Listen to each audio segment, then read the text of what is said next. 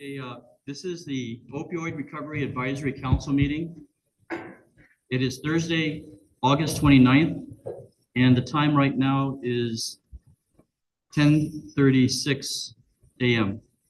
It's being conducted at the Bank of Hawaii building in Agatna, Suite 412. So I shall go on with the agenda. Number one is preliminary matters. This meeting is now called to order. Good morning. Good morning. We also call this, I guess, the ORAC, pursuant to the creation of the Guam Legislature. We're broadcasting live through our YouTube channel, and I'll do a roll call at this time. Pursuant to 5 GCA section 221704, the following members. I am here as chairperson, the Attorney General of Guam, Douglas Moylan, Mr. James Cooper, nurse representing Guam Behavioral Health and Wellness, Mr. Peter John Camacho. I understand that he sent a representative. Thank you. On behalf of Public Health, the Sophia Diaz, representing the Administrator of the Courts. Thank you. Jason Boyd, representing GMHA. Thank you. Andrea Andras of Togi, Guam. Brian Han of Togi. The Lieutenant Governor representative would be Mr. Calvo, Dwayne Calvo.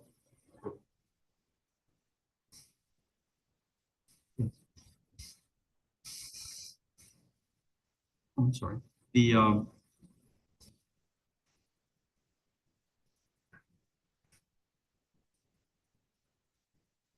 very good. So, Mr. Calvo, you're appointed by the Minority Leader Frank Blanch Jr. I understand. Yeah.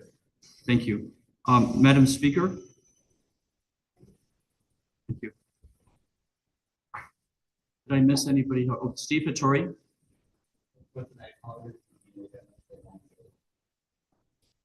Thank you very much for being here. So I understand that we now have a quorum, so we shall proceed. I'd also like to recognize some special guests in attendance. We have Audrey Benavente from Guam Behavioral Health. Thank you for being here. Dr. Deborah Allen from Togi. Thank you, a member of the board. Rand Kaufman. Thank you, sir, for being here. Thank you.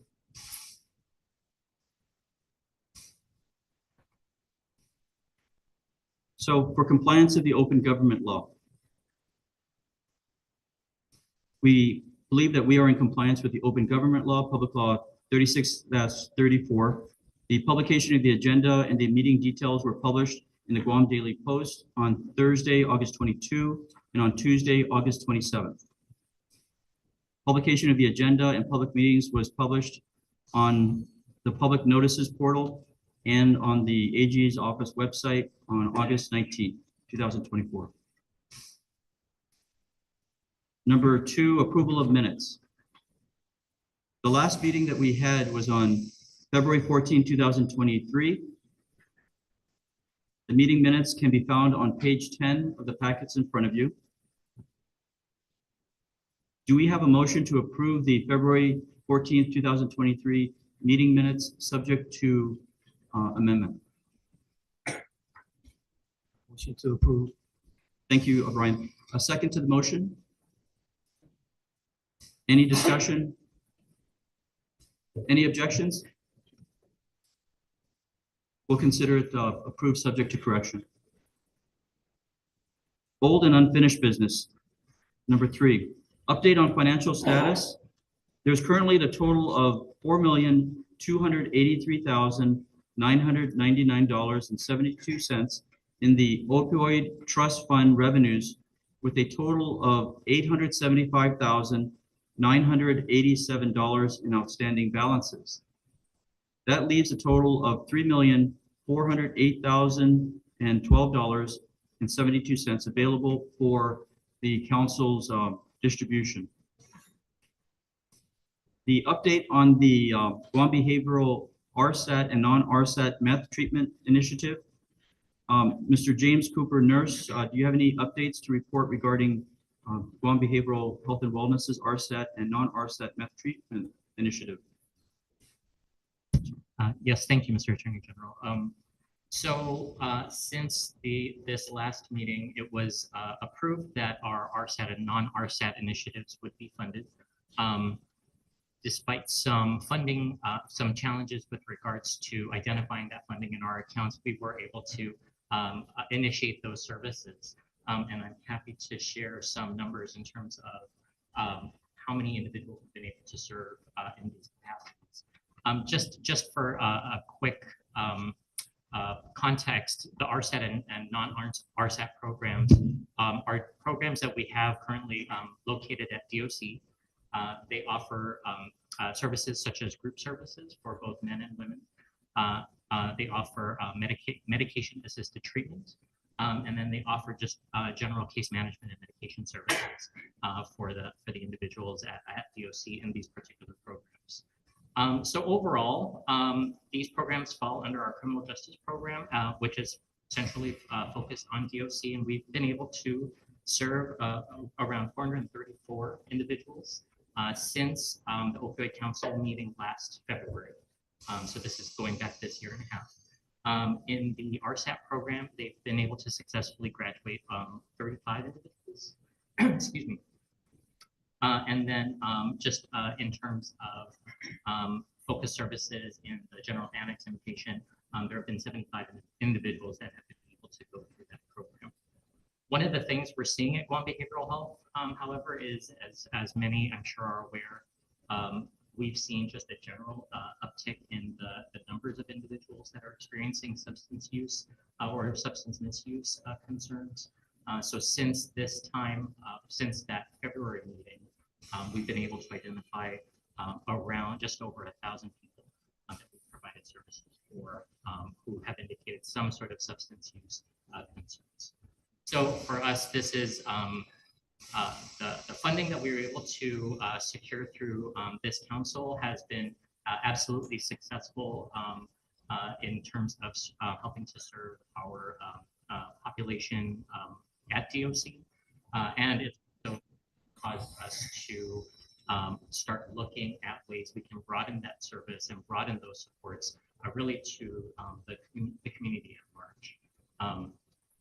I was late in submitting a proposal for this particular meeting, but there is an effort that we were hoping to propose, and if it's okay with this group, I just quickly run through this piece. Mr. James, can we put that for our new business? Absolutely. We have also, I believe, Mr. Kaufman, and we want to hear you out on that for purposes of doing our agenda. Absolutely. I would appreciate it. Thank you. Thank you. I do have a question, if I may. Can you clarify for the non-RSAT treatment since that February last meeting? How many did you say that were being treated? Through that particular program, there have been 75 individuals that were admitted. It's an inpatient program, so there's 75 individuals admitted into that program. That was a concern at the last meeting, at least I had as the Attorney General, that we're actually helping the people that get tested, positive being brought in before the post-judgment RSAT program kicks in. There was a lot of interest from our defense bar that some of their clients received that treatment. So thank you. Absolutely.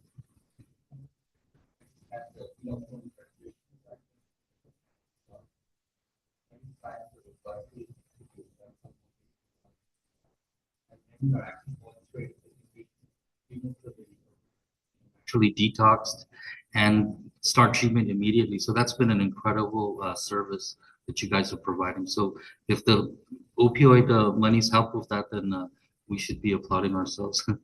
Absolutely.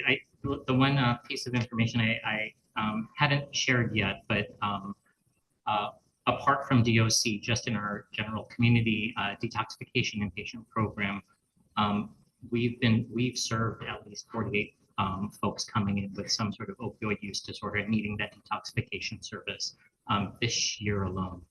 So we're seeing that number increase. Thank you. Did anybody else have any questions for James? So an update on the customs and quarantine, canine and drug programs.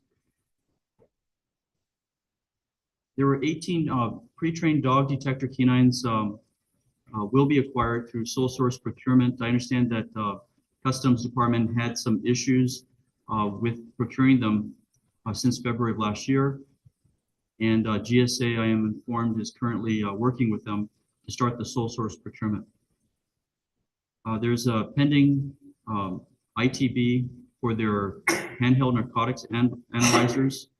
And we are informed that they procured and received 248 pieces of Narcan totaling $20,349 of the allocated amount. So next one is update from Togi. Chair. Sorry, Yes, Madam Speaker. yes, Mr. Chair, Attorney General. Yeah, this is just a little bit concerning to me, I guess, that we had confirmed an award for 18 pre-trained drug detector canines, and yet they're still at the point of going back and forth with GSA, whether it's supposed to be an IFB or an sole source, or it's like they didn't settle that in the beginning, but really, so this is a year and almost a half later. And so did they give you a time frame of when they can actually, this is just customs, there were also dogs also supposed to be given to GPD and DOC, Yes. and is customs procuring all the dogs for all of them? Yes. So all of that's been tied up? Yes. So the 18 dogs that we had authorized as a council, GPD and Department of Corrections were also supposed to get dogs, but we were focusing with customs because they have the most kennels to take care of these animals, and I guess the trainers as well. So yes, Madam Speaker, it's concerned me as the chairperson here because we had done several follow-ups, and I recall that last year inquiring about when the dogs were going to be brought in. That we even suggested that it would be sole source, and that was what I was confirmed, that they would be sole source. So we need to. I will work closer with the Department of Customs and find out. This was, in my mind, it was not acceptable. They reached out to us, we reached out to them, we came to an agreement. Those dogs are key to, if anything, getting people that have the opioid problem in the system so that we can help them. Dog detection is probably the most effective method of finding drugs. And Department of Corrections, we can't even get people help at Department of Corrections if they have a source of those drugs coming in. In the past 12 months, ever since February, for that matter, there has been a consistent flow of information coming to the AG's office that drugs are constantly getting into the Department of Corrections. We've even found gun pieces. I think that was the latest investigation. So the drug dogs, for purposes of the visitors, for the inmates, and even for Customs or Department of Corrections officers, was key.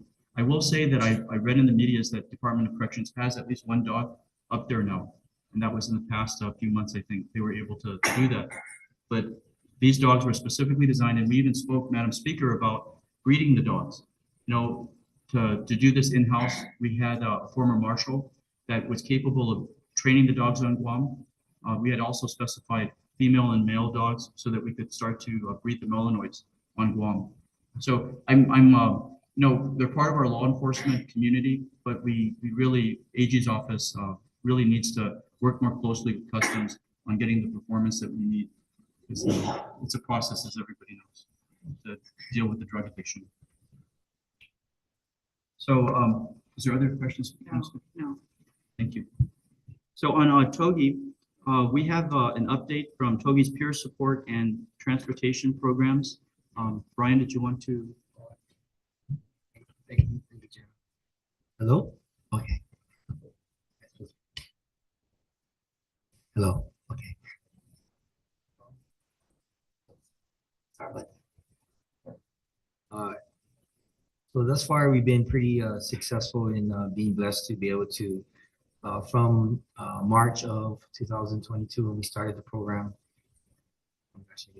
or should I say, yeah, 2023, when we received the funds to early August, we had 2,557 requests for transportation. And that's probably on a low number because we use a tracking data system in JotForm, Google Docs that Andrea helped us with, and we do online requests. So some of them they just call in because they're not, they don't have access to phones or data, and we still support them. But we had 2,557 requests that we documented, and we documented 1,892 transports that we were able to deliver from then to now.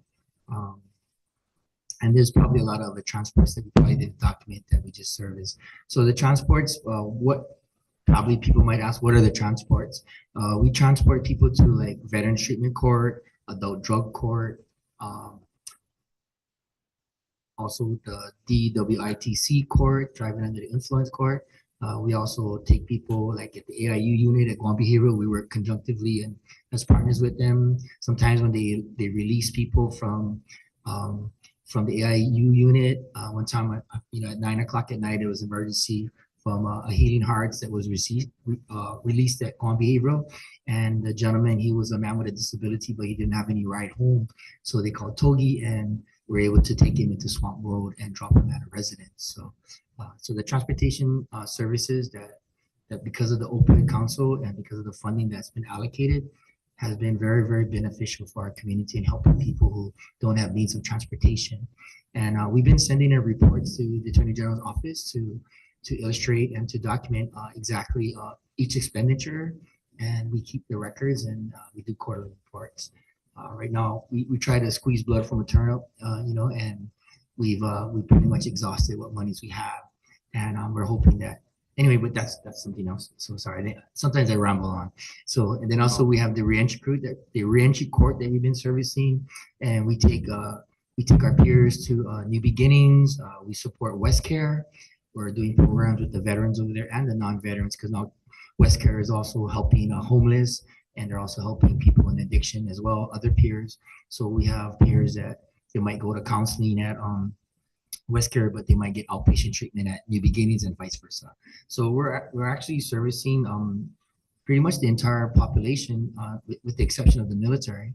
But I've also, because I've been playing basketball with some of the, I met some military treatment counselors on the basketball court. Well, I mean, I try to play basketball. I'm not young anymore, I'm not spring chicken. So, the young guys dunk on me, but I just try my best. But anyway, and we're going to try and see if we can do some support in the military, working with conjunctively with them as well. So, and also providing transport because sometimes they need transport. It's not all the military have transportation. So we're working on those avenues. We're trying to broaden and, basically, 3.7 Treatment Court, the Lighthouse Recovery Center, Alley Shelter, West Care, so, and we also, we do the best we can to transport any consumer that needs help and etc. So these funds definitely, you could rest assured that we're doing the best to the best of our ability to help the people of Guam. Thank you. Thank you, Joe. Thank you, Brian. And I will say this, having dealt with Brian since our last opioid council meeting, that he's been amazing. He's very frugal. The whole Togi takes the money that we as a council had given them. And like last time, we were concerned that you weren't asking for enough, but such a great participant, a member of this council, and a resource for our community. Just to hear the logistics that they literally pick people up from the Department of Corrections after they get released by our government and give them all the logistics that they need, getting a driver's license, getting the Guam ID so they can function versus getting back on the road. So thank you. Does anyone else have any comments for Brian's questions on Brian's use of the funds that we allotted last time? Yeah. So on our new business, we have 3 proposals that have come into our office. And I guess we can start with the current proposal from the AG's office. And this is to try to help the opioid problem that Guam is experiencing. I have Amber Benavente and Nicole Perez from our office that can provide a presentation and then also field any questions. And I think that we need to ask some serious questions about what's out there right now and what this might help our community with. So if I may, I will open it up to Nicole Perez. Afternoon, council members, ladies and gentlemen. Gentlemen. I'm a little bit nervous today. My name's Nicole Perez. I'm from the Attorney General's office. And today with me is Miss Amber Benavente. She's my colleague. And before we begin with our proposal, I'd like to inform the rest of the speakers that we will be limiting each proposal presentation to 7 minutes for the sake of time. Thank you so much for understanding. Okay, so let's begin with our proposal now. Council members, ladies and gentlemen, imagine a place for those in need, where they can have a warm dinner, a clean bed, a private bathroom where they can cleanse and refresh themselves, an opportunity to meet with professionals, a sense of security, and then the next morning, a refreshing breakfast, an opportunity to work, and an opportunity to rejoin society. For 20 beds a night, for 365 nights. These are the simple components of the AG's office's The Dignity Project. And for your reference, we've provided you with booklets and it's underneath your meeting packet. So basically our project is dedicated to addressing the issues of substance abuse and displacement by assisting individuals in accomplishing lasting recovery and reintegration back into society. Our goal with this project is to provide the necessary services to participants and restore dignity to those who struggle with opioid use disorder, co-occurring substance use, and mental health disorders, as well as displacement. My colleague, Ms. Amber Benavente, will be providing the budget breakdown of our proposal. Good day and good morning, everyone. You'll see in your packet the budget breakdown. But before I go down our list, there is a request for an increase in our budget of about 100,000.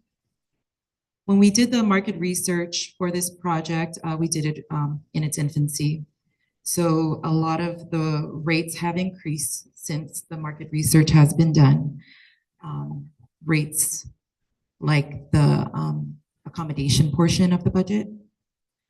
So I'm going to go ahead and share. We did break it down to 2 budgets, one that will have 10 beds and 20 beds. And you'll see the figures there. We have the nonprofit component of the project.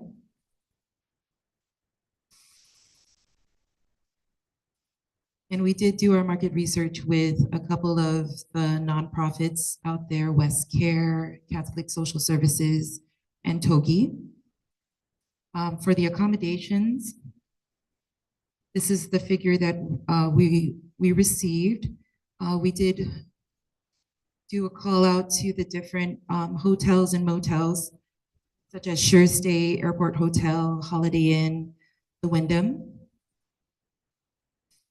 And then we have the meal component, the meals, which will consist of a continental breakfast and a dinner.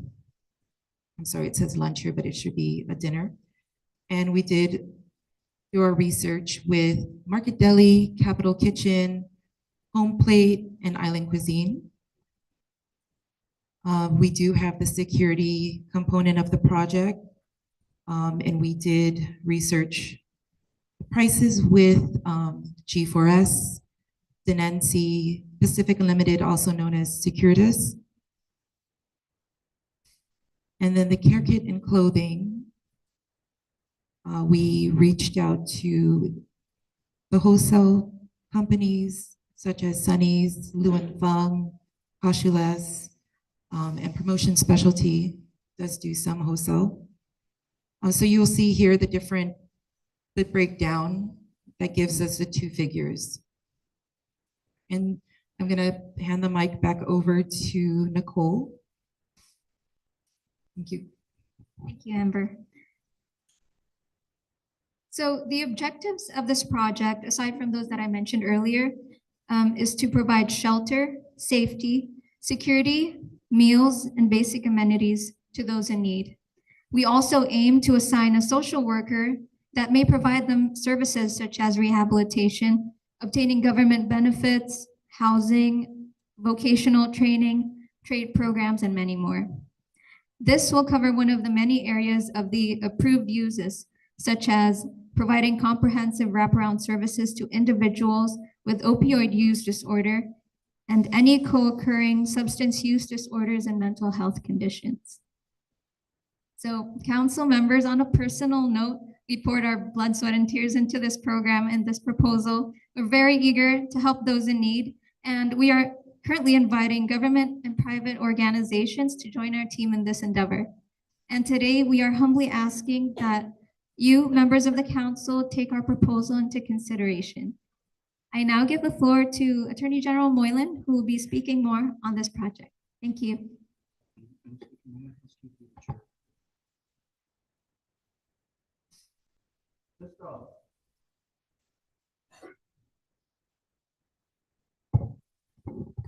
So one of the reasons why you have an attorney, quite frankly, is to provide options and to help the community to understand what the law is for the most part. As the Attorney General, we have different facets within our office. Prosecution has been the most visible because of the perceived perception of problems on Guam, of which the Opioid Council was created, and the need for adult drug courts and so other types of therapeutic type approaches to fix the problem. Since the last Opioid Council meeting, it's become apparent that we're just managing the problem and not getting to the core of it, and that our government, our people need to think outside the box. The funding that's been given to different aspects, working with the Lieutenant Governor and the Speaker and the Legislature, have addressed certain parts of it. There's work in progress type of approaches. The Catholic community has, I think it's called Guma San Jose, which are different variants on how to deal with those that are addicted. This program is not trying to fix the entire problem that our community is experiencing.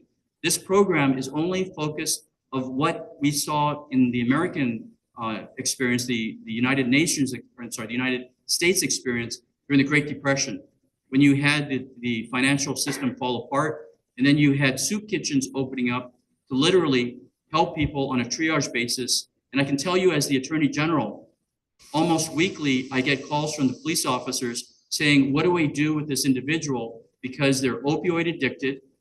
They clearly have been in possession of drugs, and asking, what do they do? There is no, Guam Behavioral is overwhelmed right now. They do not have a full-time facility to deal with what becomes an opioid addiction / mental health condition that these individuals are being devastated by. And I'm not here to lecture anyone. I'm here to say that this is this product that is being offered, the service that's being offered to the Opioid Council, is intended to just give people that ability to have a place for the evening. As Nicole mentioned, 20 beds available for 365 days that go from meal to counseling professionals being present, from the opioid addicted professionals to Department of Labor job opportunities. And I'm talking about day work. I'm not talking about signing up to the classified service of the government of Guam that requires a lot of a home, a car, a lot of logistics. I'm talking about contractors. GVB with Carl Gutierrez has often talked about just taking people and giving them a daily payment so that they can clean bathrooms, so that they can do certain things. With work comes dignity. I think, and I don't want to lecture everybody, but when you give somebody the ability to earn their own money, you give them something that they didn't have before. And the idea that you work and it gives you some form of connection back into the community. Something happened between 6 a.m. this morning and right now.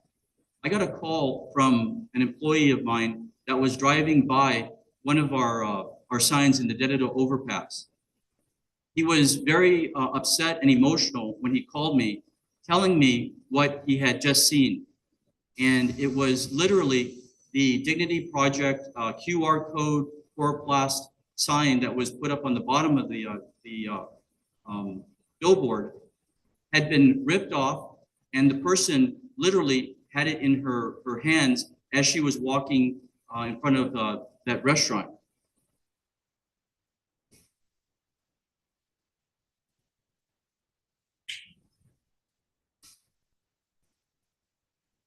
This was the sign that Nicole and the team had put together. This QR code goes to the website that talks about the Dignity Project. I told my assistant, just see if she'll return it, and she was meth addicted.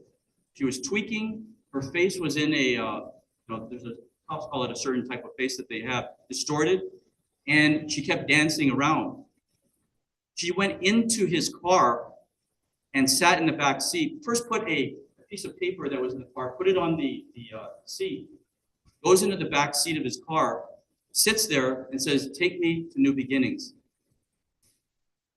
He's calling me up, my assistant. And I said, "Wait, I need to get the professionals over there because this is a very volatile situation that you're in." She gets out of the car and then starts dancing in circles. And I called the police, asked them to get a cruiser down there to assist my employee. By the time the police got there, which was just a few minutes, she had already started walking down the street. She went into the middle of the street in front of all the morning traffic.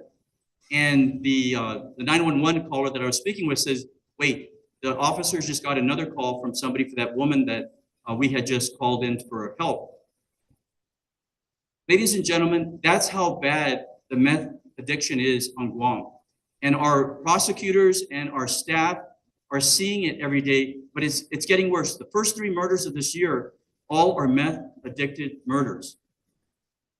So I'm not speaking to you as the public prosecutor or the attorney general that enforces our laws and processes people through the criminal justice system. I'm speaking to you as a human, as a person, as a fellow Guamanian, that we need to do something more than we have right now. And I think that this program, to get people the opportunity, working with the 19 village mayors, we've got already the program parameters on how we would do this, to find out in every village, just like the homeless program with the lieutenant governor's help and the speaker and everybody getting together in order to every evening for the next 365 days, and I'm including Sundays, to have 20 beds available for our opioid addicted people on island, which normally results in homelessness because nobody wants to deal with them. Their families kick them out. Nobody can deal with them because it borderlines on a mental health condition once a person has been gripped with opioid addiction. They can no longer think for themselves. And this project is intended to give them an opportunity, especially those that may just be in the initial phases of it, to sit down in a conference room. Like they mentioned, we've already done the market research. These places would have to have a conference room. So between 5 o'clock till 9 o'clock, you'd have the Guam behavioral health people, the public health representative, basically a social worker that can get the immediate assistance that's needed oftentimes. We've done it in our office. With my chief of staff, we've literally helped people that have walked in, and Yolanda Elliott amazed me, along with the help of Terry and the good people at Public Health, within hours, literally money in their pocket so that they can go buy some groceries and get some food. That's the type of triage I'm talking about of this project. In the proposal, and my team was talking about page 2, those categories of funding that we're requesting have been thought out from beginning to end, and including once in the morning to have Togi, Catholic Social Services, the administrator of the project, available so that they have maybe a job opportunity They have a application filled out and already processed, ready for processing at Public Health. Togi, his transportation ability to take them, or the village mayors for that matter, take your villager down to Public Health and get them the help they need. Or maybe they want to go work on a construction site, take the person down to go sweep, be a helper. That is what this project is about. But ladies and gentlemen, I'm not holding their hands. When that 7 o'clock hour comes up, the project is over for that person. They will have to stand in line again for the next evening and the next reset of the project. But remember, from that time, if they want to go sit down and talk to New Beginnings, talk to whatever program team member that we can get in on this, that is what the design is all about. Get the help that they need. So I'd like to take any questions that the council has. This is a lot of money. I'm not making any bone about it, but it is based upon core information and quotations that we've done the market research on. And I think it's worthy of consideration. And I speak to you as a fellow Guamanian, and I welcome your input and the improvement of the system. Yes. Can I ask, Yeah. sir, what's the, how would referrals get here? Like what does the intake process look like? We find that the best intake process is going to be the mayors, but it's open. When you've got 20 beds, and we're talking about, we know that the homeless oftentimes don't have transportation. So we're looking at how to get them from maybe Maritzo up to wherever the motel will be. We'll do an RFP. We've already got that RFP. We're probably going to issue it on Monday if we get the proposal funding. Basically, we're going to work closely with the mayors, but if Togi, if any of the service providers want to give, it'll be a hotline number, give the project a call and we'll sign them up. We also have our priority list that we are concerned about. Ladies and gentlemen, I'm telling you from my family division that nobody hears about, I literally get cases to this office where you see a mother in Zori's without even footwear with 3 kids behind her walking on the side of the road, where they come from a substance addicted environment where CPS is being called, the police are being called, the mayors know it and they see it. And I'm not here to prosecute them, but this project will give them the ability between the time that they're seen to the time that from the time that they're reported to the time that they're actually seen by somebody, to just go and get a room at the Dignity Project, so that in the morning, whoever needs to be involved in this triage situation will get the help that they need. That is part of our program discussions that we've had here. A family that's been thrown out of their home, and the people that are the parents involved are meth addicted. There are so many meth addicted families now in family court that people cannot see because it's closed. But the deteriorations are happening on different levels, and that's why it was so ironic that I got the call this morning on this having happened. This is the perfect example of a meth addiction where there needs to be intervention. And by the way, I asked the individual to tell the police officers, do not arrest this person. She needs help. The officers had to arrest her because if they were to just let her go, she's dancing in the middle of the road. So what do the officers do from there? They're not built for that. They need to take her to Guam Behavioral Health. Worst case scenario, have her held at DOC pending the help that she needs. But that's the type of stuff that's coming through the AG's office, that putting them in jail is not the solution. I get it. But at the same time, you protect our community from a person that's either going to hurt themselves or hurt somebody else, or do you let them go? So, that's what we're dealing with here. And, at that, again, I did not want to take too much time here, but I wanted to open it up to the council to ask the hard questions. We're ready for the hard questions. I had a question. Yes, Actually, I mean, everyone obviously is going to love this proposal, right? And I think it's an appropriate use of the opioid monies. But is it going to be, is there an RFP going to go out to the service providers to manage this thing, or? Absolutely. Oh, okay. We have an administrator in the packet. I know you guys may not have enough time to take a look at it. The AG's office isn't going to manage this. We're the overall program administrator, but we're looking at service providers such as Catholic Social Services, TOGI, whoever can provide all the project parameters that we need. And we need data collection. Part of this whole project is data collection, because we want to see, I really believe in this idea that you get, and we've met with the Ms. Paulino up at the Dean of DOG social work program. We're in the process of hiring social workers in our family victims unit in order to assign them to come to this project in the evenings and find out if there's any victims. We know that there's meth on meth victims that are occurring out there. We see it every day. But yes, Steve, that is what we're looking at. We're gonna bid it out, for lack of a better word, but the RFP seems to be the best process to do this. Yes, Dwayne. Question?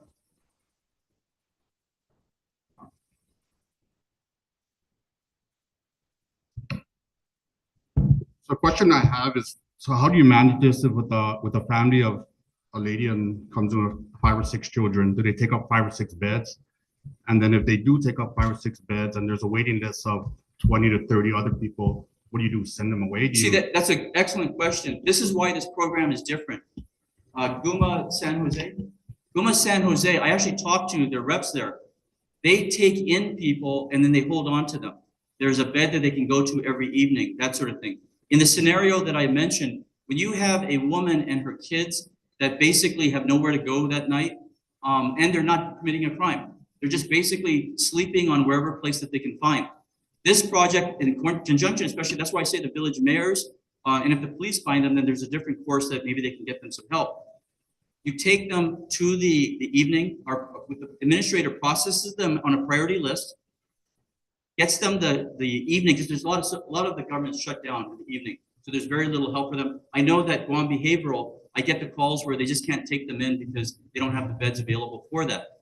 So they would be there that night. You'd have hopefully a social worker from public health there, maybe a representative from Guam Behavioral, but having TOGI or somebody that could transport them, even if it's a village mayor, that morning, you take that woman and her kids over to public health, get them the immediate welfare assistance, but they'll have finished the forms that night. That's why that conference room is so important.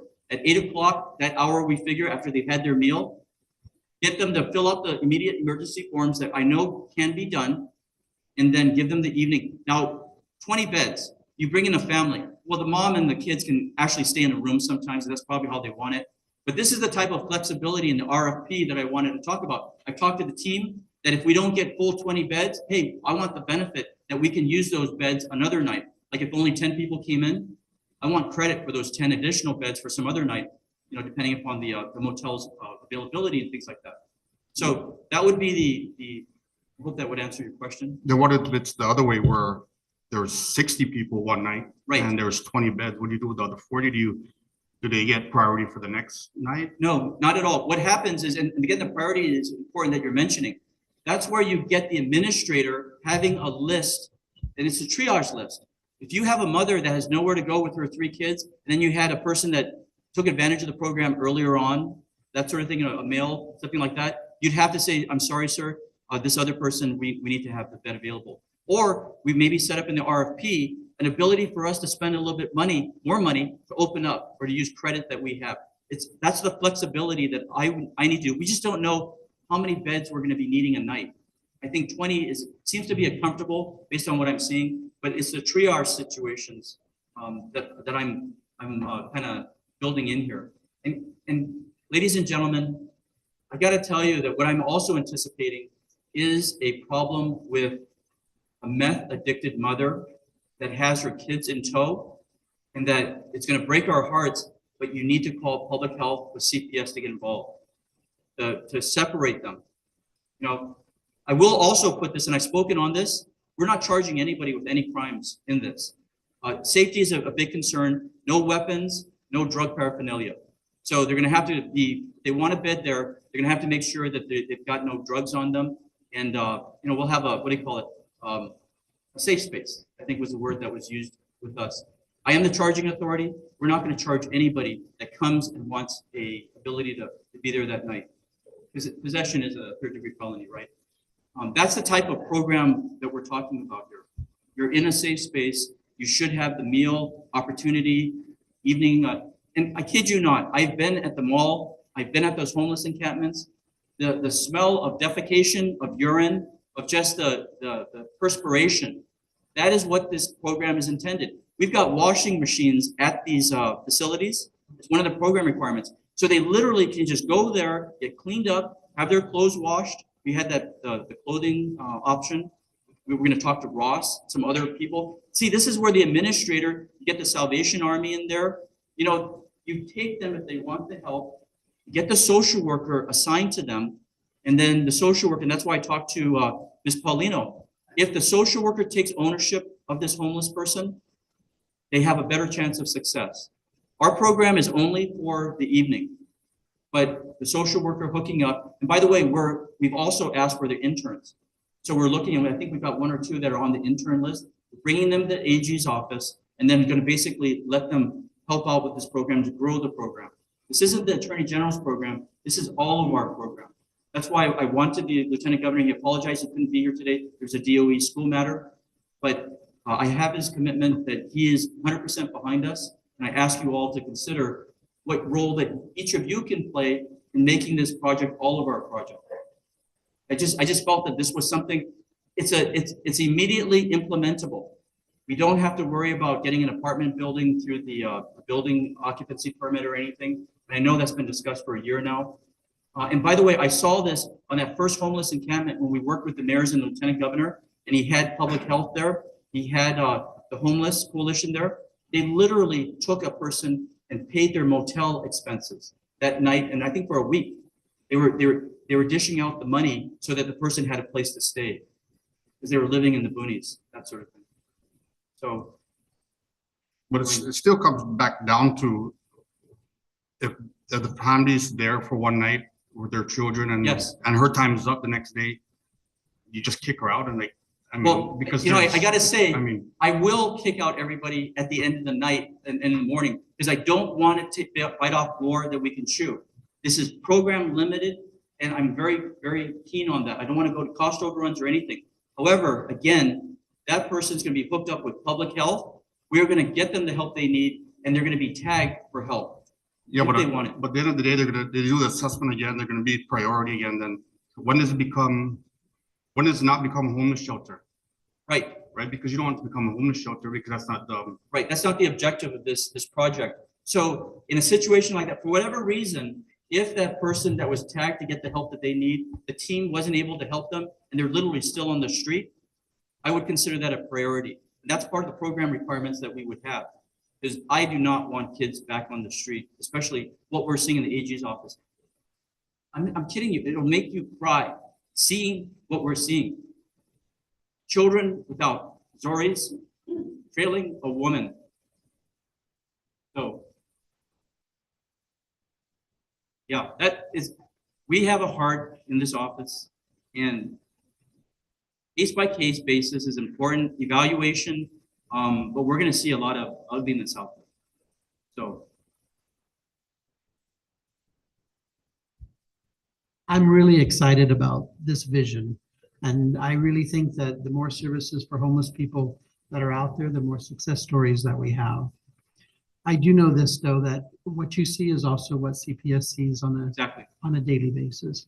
And we too work the extended evening hours like the rest of the team. There is a lot we need to tease out here, though. I love the idea that it's an RFP and that we're looking at contracting out with either WestCare or TOGI or Catholic Social Services or perhaps any other new organization that's out there, because I know many of these are already so well tapped into already. But I'm also looking at the fact that from the social services perspective, many of these are long-term solutions that we are striving for. And therefore, we need to really be looking at 20 beds out the following morning. I just don't want to set us up for a level of failure if we lose people once they walk out that door and they're on the street or they're wherever. There's a lot of follow-up that does need to take place. Yes. You know, Terry, this is exactly why, you know, when we go on the question and answers, I want to stay in my lane as the Attorney General. I do not want to get into the doing what another department in the government is responsible for doing. And we created a program that is not being addressed right now. And I welcome, that's why I say, if you look at the back of the pamphlet that we have in very shadowy type things, the different program team members that we see joining with us. So the governor, lieutenant governor has that homeless office, and I know that they're helping people. So literally, like on Dwayne's situation, these professionals that will be there and the program, and especially the program administrator, will know who to call that night and to set it up. Because again, Yolanda Elliott, she did amazing things for that, worked with you and your department for that 18-year-old boy that had nowhere to go at night. He came to the AG's office asking for help, and then we helped him with you. We need the rest of our government. We need the legislature support. We need the executive branch, because those are the guys that have the program monies available. They have a facility for them. Like I said, this woman over there that may have been meth addicted needed to be separated from those kids temporarily to get her the help and to get those kids the help that they need. It's obviously, and I know it's happening out there. So we want to build with it. That is what you just talked about. There are potential flaws, but that's why the feedback's important. We expect to be doing reports. I've already told the team I want reports probably every month, if not a week after, on what we're experiencing and what we're seeing. We were hoping to get the Mayor's Council here. I know that they don't have a representative appointed yet, the Opioid Council, but they're going to be key, the 19 village mayors. But everybody else, even to the Guam Police Department, when they see certain things and they have a person didn't commit a crime or something that they need to have taken over, literally put him in a police cruiser and take him over to this project. But we're expecting a lot of the vetting to go on earlier on in the morning or in the afternoon, before 5 o'clock. I'm envisioning, and I can't make a recommendation because I know these are all RFPs and so forth, but I can't help but feel like with Catholic Social Services, they have the social services component built into the contract. And that is really key, because what will happen is if they activate their team, let's say, to go into whatever facility this gets assigned to, then they can actually be collecting information from that homeless person. That way, if they're discharged the following morning at 7 o'clock, there's a level of follow-up. And surprisingly, a lot of homeless people have cell phones, not everybody, but a good number. And that's a great thing, because we want people to follow up with services. If I may, and you just maybe think of it, to finish off this analogy, this one here, my employee asked, "Why did you take the sign?" You know what she said to him? To sleep on. No. Oh. She said that she didn't have a cell phone, so she couldn't read the QR code. So she literally pulled the sign off the wood and then was going to take it and show it to her friends. You know, what do you do to a person that literally, that's why you would want the sign? Right. Because she wanted to show them there's a homeless shelter available for them. Yeah. So that was the travesty and the beauty of what's going on. Yeah. People are literally trying to find this type of resource in my mind. Right. So 100%, that's why, again, we choose a good service provider. We choose good social workers that take the ball, because this program is ending at 7 o'clock in the morning, and it's going to reset. Yeah. You know, Groundhog Day. Understood. Groundhog Day. It's kind of like, it's a reset. Right. Yes, exactly. yeah. It is. Yeah. Which means we need to collect as much data and contact information as possible. Don't have that many homeless on Guam, you know, unlike the states and the cities. But the meth addiction is just pushing people right into that hole, you know, compared to the states, which is almost insurmountable, Yes. how they have to deal with it. We still have a lot of good people on Guam, and I kid you not, even the murder that occurred in the Korean, the earlier murder, the gentleman killed himself. These, and you can, speaking to the choir, but the people that are becoming meth addicted are the people we grew up with in our schools, the people that we go to church with every day, and they're turning into people that they would never be seen around, but their families are disowning them. Right. That is what I'm seeing as an attorney general. They can't manage the problem. So this is not a cure-all. We're not coming in to cure the problem. We're just coming in to ask, can you fund this? Give us 365 days. We expect to be reporting back every time that the council wishes a report. It's going to be published in terms of a writing so that the data can be there. And then the success rates. You know, Dwayne, I'm 100% behind. I want to have successes. This is what we did for this person. We got them back on their feet and in the job and whatever we can do. Yes. So But I don't want to bite off more than we can chew either. It's somebody else should take it from there. Catholic Social Services. The only problem with the Catholic Social Services and the other organizations out there, their bandwidth gets limited because they take in a person and they have no more beds available. This one, we let them go in the evening or in the morning, and then if they want to get back in line, we'll try to see what will be done. Yes, yes. And from what I take away from this, it's pretty much first come, first serve. Except for the priorities, but yes, Okay, that is the rule of first come, first served. okay. Yes, ma'am. Yes, so I guess I agree with most of the sentiments that this should be a part of all of the services that the government provides, right? Where we have permanent shelters or more long-term shelters, transition homes. We also have the single-day facilities that they can avail of. And I've heard this discussed by the Homeless Coalition, and these are all their efforts. But I just want to make sure that what we are going to do is going to fit in and work together, as opposed to, creating just a separate thing that does not work together. I really think this should be done in coordination with the Homeless Coalition. Yes. I think it should be done in coordination with public health and behavioral health, who currently run the shelters and the programs for in treatment or in-house treatment, things like that, so that it's, I don't know, so it seems more cohesive. And if there is an RFP, I guess I'd like to see it, and I'd like for them to run it I don't want to see it. I'd like it to be run by them, so that they know from their experience running these shelters what the issues really are. And when they do have to let them go, or those who will not come in, or the rules that you're intending to place on these people, is that really going to be the barrier for them coming in and for the one day? Absolutely. This seems to be the barrier for the more longer term shelters, is that, well, that's what's been said in the media, that they don't want to follow the rules, so that they're not eligible to Right. be in those shelters. But you see, But this I is think the we can beauty. fill this in Hagåtña alone with 20 people. So I share this concern of, what are the priorities that you're saying? There's a list of a priority Yes, list? What is that? We're in the process of developing it, but the discussion has been along the line of what Dwayne had mentioned. But you see, that's the problem. They're no longer eligible for those shelters.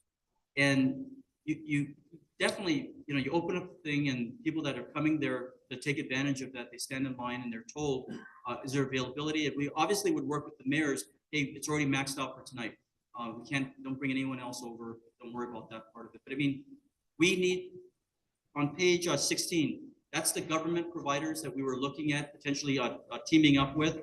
Lieutenant Governor's Office, who controls the cabinet, the legislature, the Guam Police Department, the Mayor's Council, Public Health, all these partners that we're looking at. This isn't exhaustive, but yes, Madam Speaker, we need to integrate into the current service providers out there. But they need to know that the Dignity Project, when it begins on day one, is limited to 20 beds. We can't expand it because that would go outside our funding. But who comes and sits with us at that conference room in the motel? We want as many people possible, because we did it at the Dedito homeless encampment. When Terry was there, we had Mr. Snogestein from the homeless there. We had the Department of Labor there. They literally were at the Dedito flea market. It was beautiful the way that the Mayor Savaras had set up the whole facility with the Lieutenant Governor's people. Everybody that needed help, and by the time that we brought everybody down, I think it's only less than 5. But that's the type of focus that this group will be there.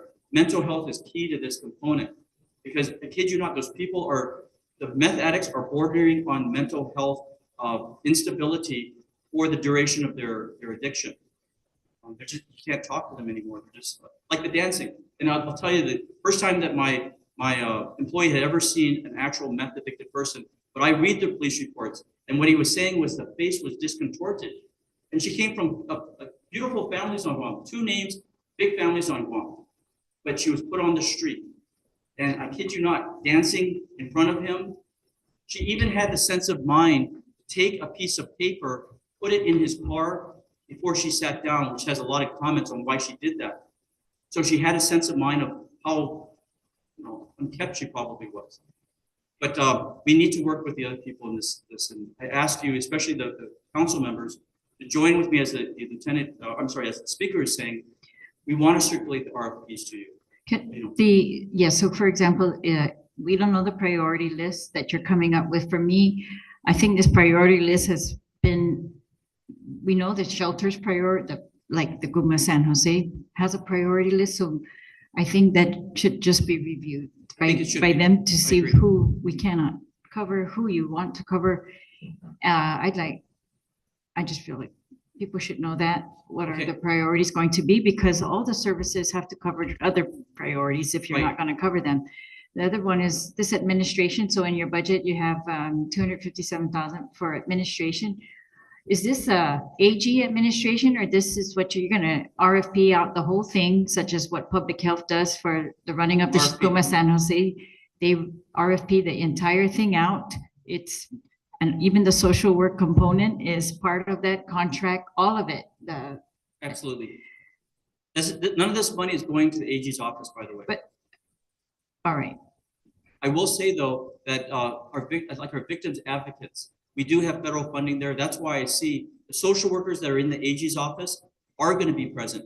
My investigators, I will have an assignment where there's like a roving type thing, the coordination with GPD, because you never know what can happen. So, and that's why we have a built-in security there. That's not AG security. That's going to be a private security company that will be there. And I expect to be working with the mayor and with the Guam Police Precinct to let them be aware that we're handling people that are meth addicted type situation. thank you.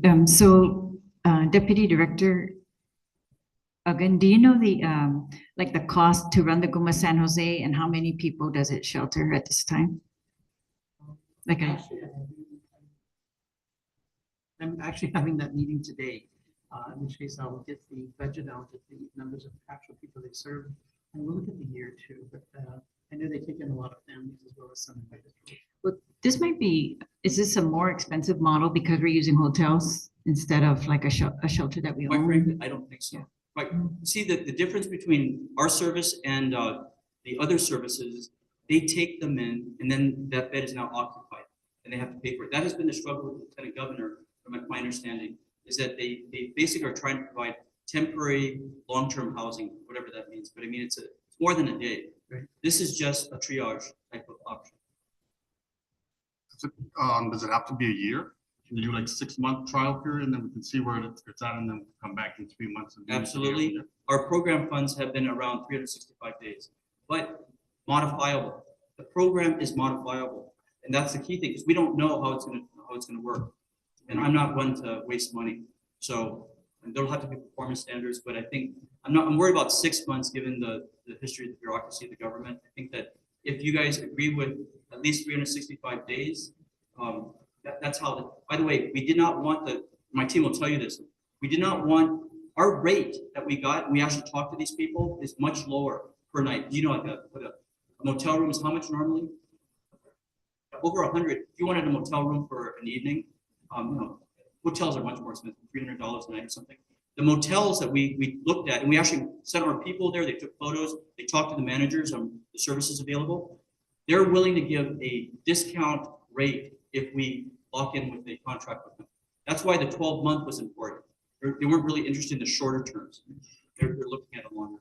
So it was a way of saving money. I can guarantee you right now that 1.5 that we look at here, there was a lot of work that went into it to nickel and dime and to ask these people what we could do in this situation. Thanks. Thank you. Just share the same questions that other folks have already shared. Generally speaking, Guam Behavioral is supportive of this project. It seems like this is one arm of really a multi-pronged approach that really needs to address the issue.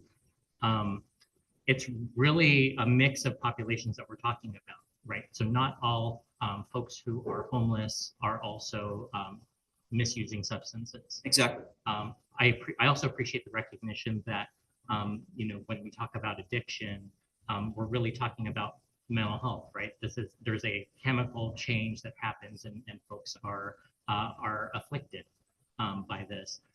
from our perspective, you know, from the services we offer, we absolutely offer services for those most critical needs. So in terms of our services being overwhelmed, I would say the general outpatient and our inpatient stabilization pieces, I see these working well hand in hand with this Yes. project, especially for the analogy used from the individual this morning.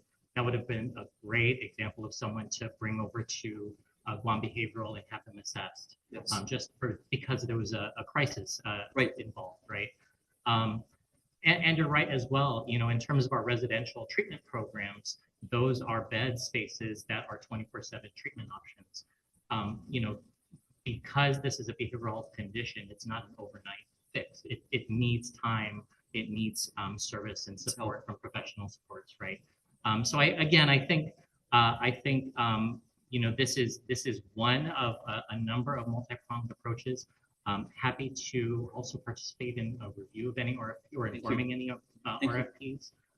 This is that key component that you just mentioned there, the program administrator, that ability, that social worker, that basically organization that knows all the resources, where to connect these people with. Because as I said, it starts from the moment that they get into the that evening registrar. And then when they sit down and have the forms available, the individuals that will contact them or be available that morning, that Togi or whoever can transport them, take them over to the 8 o'clock. You guys would set up something so we can just take them over there for that. And you know, with we really do conduct 24/7 intake assessments. So that's Exactly. at any point in the evening, for instance, you know, an individual can be brought over and we can start that process already. But again, I think there's a methodology to be able to link all of these services hand in hand that should be explored, and I'm glad others are sort of feeling that same. The RFP component is the administrator. Who gets to be the administrator awarded the RFP on this will be somebody exactly what you're speaking of. And I welcome the opportunity to send you the RFP, to be even part of the program. It'll be the AG's office issuing the RFP. But if you guys want to sit on the advisory panel on how we select that person, we welcome you. Okay. You guys have the expertise. We just want to create a framework for everybody. I've taken a lot more time than I'm supposed to, but I mean, the questions are important. Doctor. Yeah.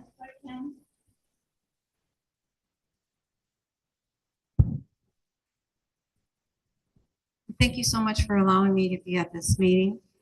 So my name is Debbie Allen. I'm part of the Togi board. I'm also a person in long-term recovery, 33 plus years, one day at a time. But there's just a few things. And I'm also a survivor of domestic violence. Remember running downstairs and hiding with my kids. I just wanted to point out, if I may, respectfully, the image that you are showing with about the homeless people keeps coming up on there, and I know I've seen it as well. Let me show you, where is it?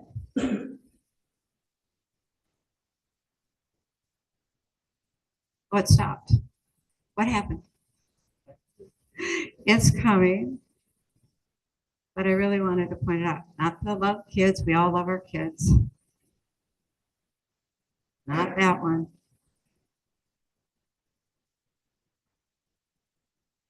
The one with there you go.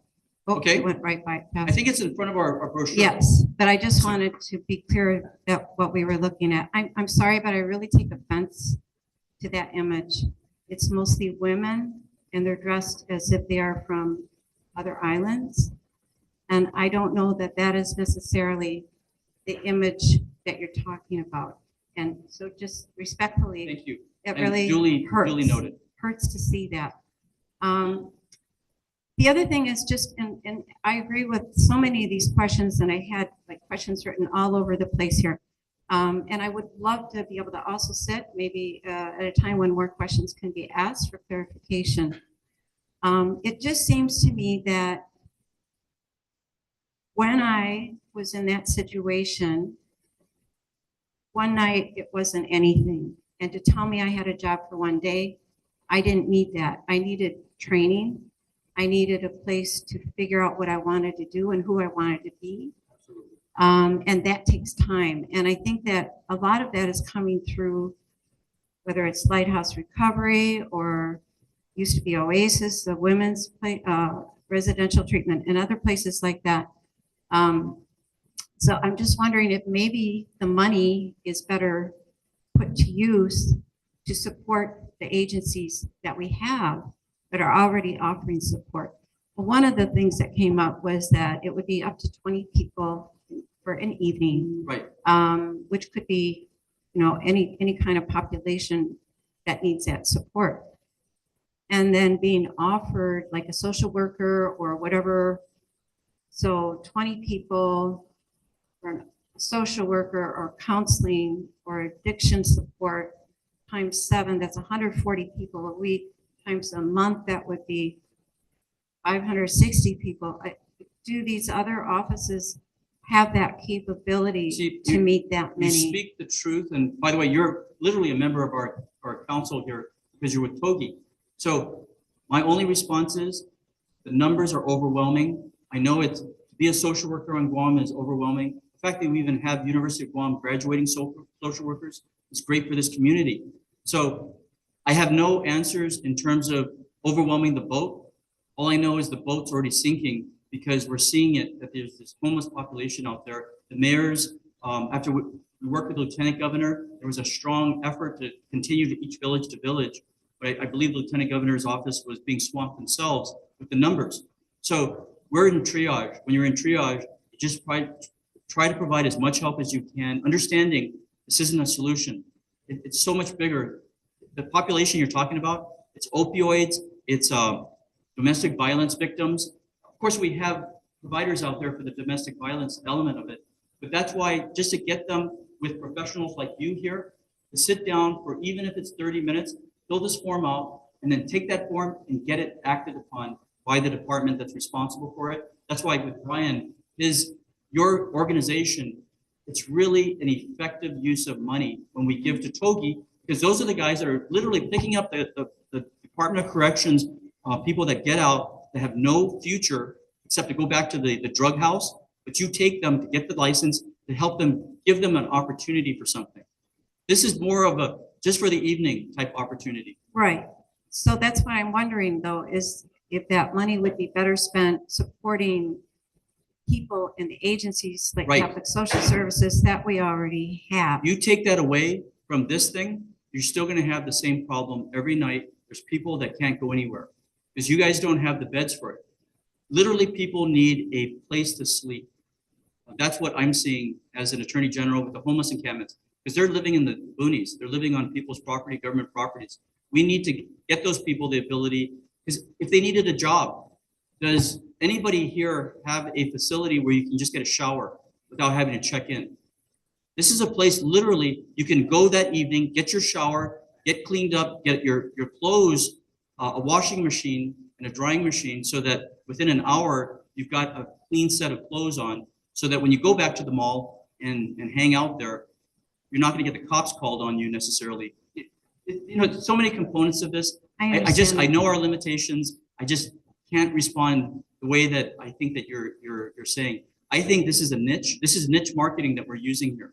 It provides a little bit of dignity, comfort, and ability for a person to reset themselves a little bit. It's not. I guess I would have still some questions on that as a person, like if it's a one night thing and I've got my kids with me and I'm afraid to go See? home and things like that. But if I can just say, because I know our time is limited, I think it might be helpful also to engage those that are at LRC and at the women's shelter, the homeless shelters, maybe do some kind of a conversation to get their input on these kind of things. That's Amber what I would and like to Nicole are taking notes that you're saying right now, and they're excellent improvements on it, because as you can see in the brochure, if you read some of the comments there, where it's even bigger than the opioid addiction. It's the victimization that's occurring out there with the domestic violence. They're not opioid addicted. They're in a cycle of violence with the wrong partner sort of thing. So this is part of that sitting down, that conference room. where you have a social worker that knows the programs, AG doesn't know the programs, and that knows exactly how to get that person the relief they need. You know, if they're a rape victim and they're there because they just got raped, well, the social worker, the administrator should know, we need the police involved here, we need the different providers to help this person out with. So we're trying to make ourselves so that we're ready for anything that walks through the door. But it's Big- not the AG, it's big you task. guys. Big task.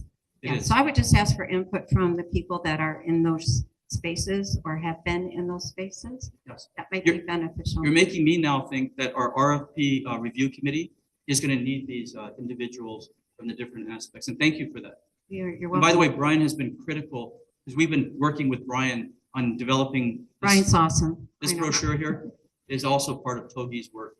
So But if I could ask that that cover could be changed, that would be beneficial. And I know Rand had his hand up. Did you want I would say, so we offer showers for the homeless. They can come in there, use our restroom. They're always happy to do that. We have that 24/7. and you know, Yeah. we Thank you. expect a packet to be made with every provider providing a service in there. In this packet that we're going to be putting together and giving literally to them. You know, you can give people the information, but whether they read it or go for it is another thing. But us, we will have it available. I would expect that as part of our RFP for the administrator to add to the packet. Muzao, you know, like Yes. if they can't be there the following evening, maybe they want to go to a Muzao. They can shower there, Right. they can use the restroom, Right. and, There's so and much they're like- on the street, and they just come on in and no problem at all. There's so much associated with having a place to shave, Sure, washing machine, sure. you know, and that's what this is trying to do. So, Thank you. unless there's any other questions, you know, I thank you and I respectfully ask for your support. And I will say that as of today, the funds are continuing to come into the opioid project. When I came in as AG, I'll just let you know, the fact that opioid council had so much money available and that there was so much need out there, and we still have a lot of money in that account. I know the speakers called me up and when we're going to meet again. This is less than half of the money that's in there. Freddie Shahira just told me there's another 500,000 that's coming into the account because of all these opioid lawsuits and their settlements. So I did not want to take all the funding, but I wanted to get a good rate. And that's why Dwayne's question was important. That's why we used the 12-month period. It's because our rate would be better if, for the market out there. Yes, sir.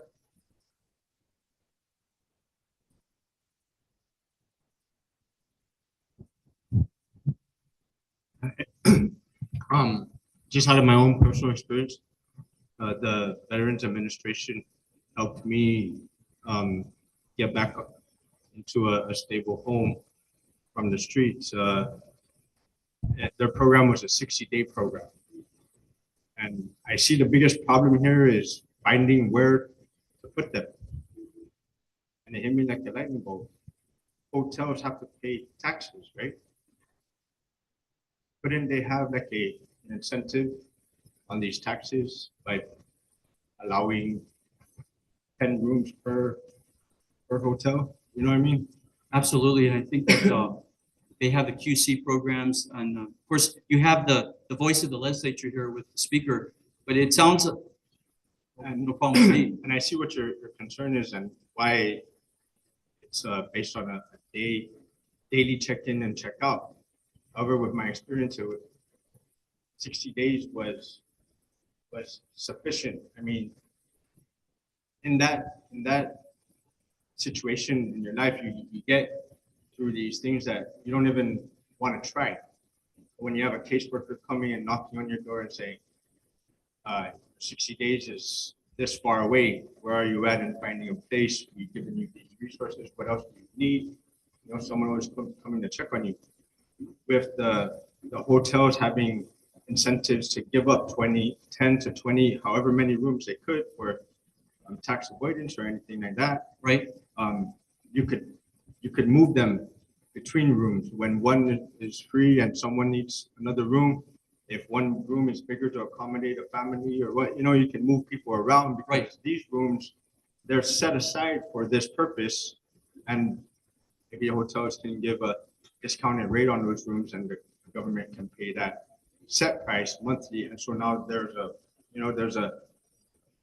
occupancy concerns are are set because now they have this steady. You get what I'm saying, right? No, I And so- completely, and the only, the difference between this program and what you're describing is it probably would take time for the senators to debate it, to consider it.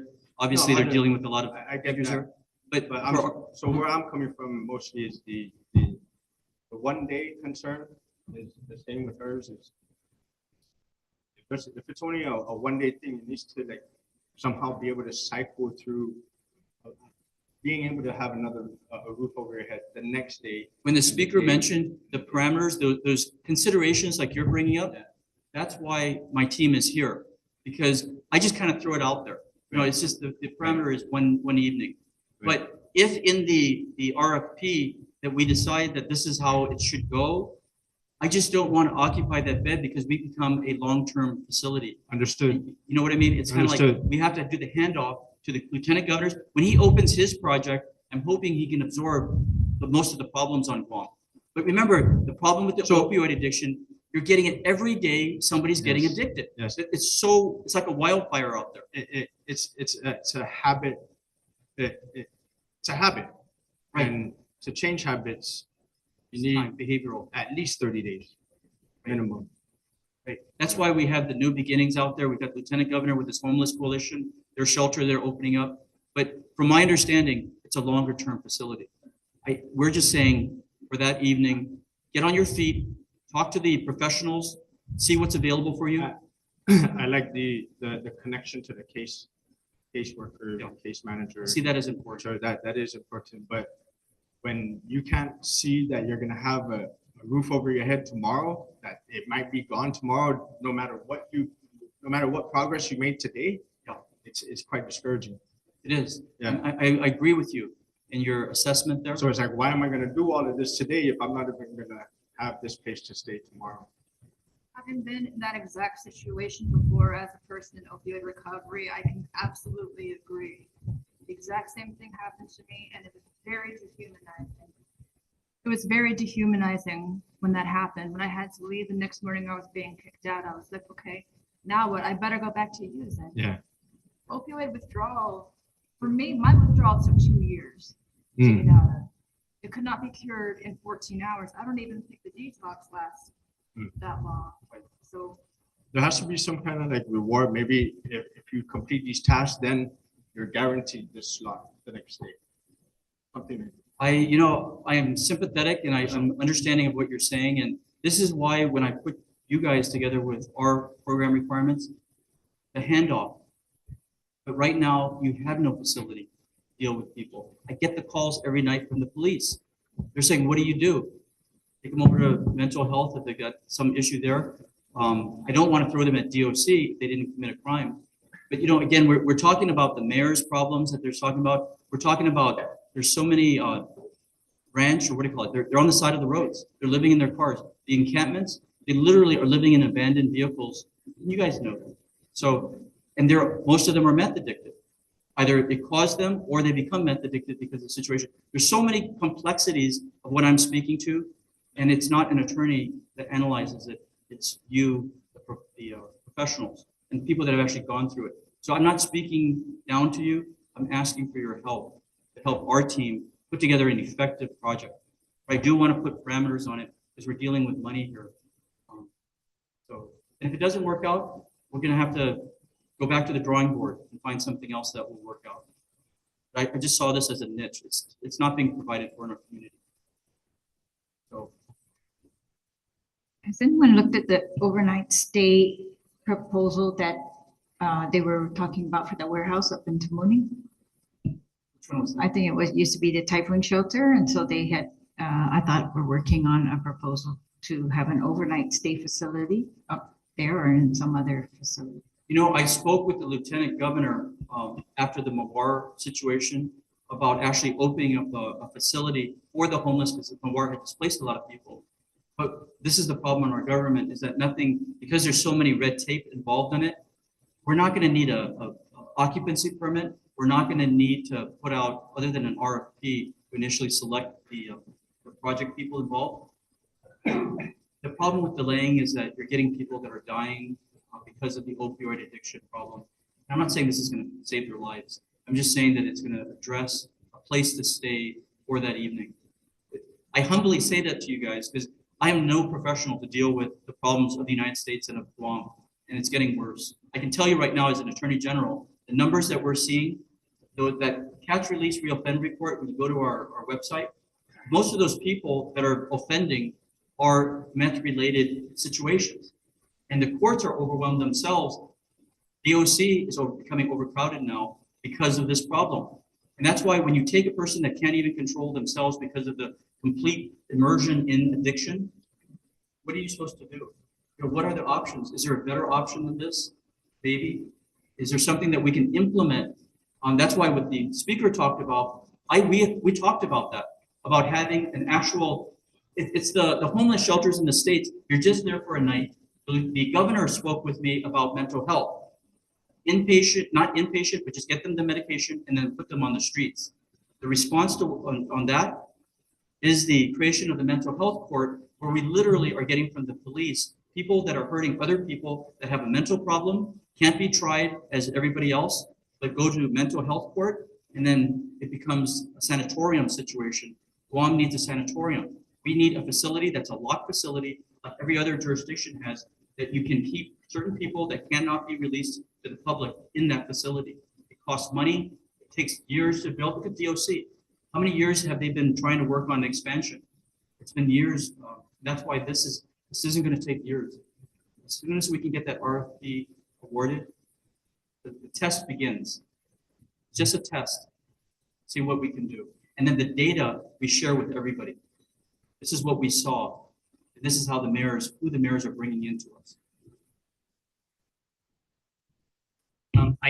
I think that part of the challenge that it sounds like a number of folks are identifying is there is this overnight need, and then what, right?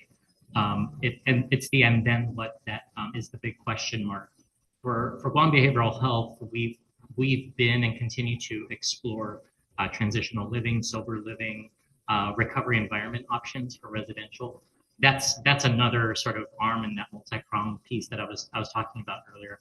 But with regards to this particular project, I'm also wondering, would there be consideration for, if say there's 20 beds, maybe a carve-out system where 10 beds are that overnight, sort of you have to re-up each day, and then another 10 beds or 5 beds, or whatever iteration probably looks to extend that stay. That seems to be some of that gap area that we're all talking about. Just throwing out another idea as the RFP is being considered. Thank you. Absolutely. In a situation that you can imagine, a person like I get called is just mentally, we know there's certain names that actually have a mental illness. And I see them because it gets back on our daily magistrates, person getting arrested again because they weren't in a sanatorium. If a person comes in with a true mental, that's why the administrator is going to be critical. They have to do an initial assessment. The person walking up to have that overnight stay cannot be a person that is just functionally mentally ill. Phone call needs to be made to hopefully somebody at Guam Behavioral. This person, you can't even put them in a room because they're going to be attacking somebody or whatever can happen. That's why the assessments are going to be critical. And we've already talked about that, the vetting that we need to do. Not only getting them to the facility, because again, you got people that are in different parts of the island. They can't walk all day just to be told, we don't have a bed for you. That's why the hotline number that we're going to set up, there's going to be a vetting, hence the administrator's responsibility. Select the 20 beds. And you're talking about a little bit of a change development in it. I would be very careful about taking in a mentally ill person, because it just won't work out that way. Or maybe cops having to be called or something. I'm talking about the functionally opioid addicted, or the domestic violence victim, or the any victimization. That's why the AG's office, I keep on saying that we have social workers here. They're geared towards victimization. This project is going to be dealing with victimization, especially victims on meth addicts on meth addict crime, which I can tell you right now, many of our trials that we're doing right now, our key witnesses are meth addicts. We get meth enforcers using the AG's office to go against another meth group. And I'm saying as the AG, what are we doing here? Especially when they don't show up for the trial. It's like, That's how bad it is. We're seeing meth, they're all over the board on everything that the AG's office is seeing right now. So it's open for further parameters, tweaking the design, completely open. Thank you. Thanks. Go. This is our chief deputy, my chief deputy, Joe Guthrie.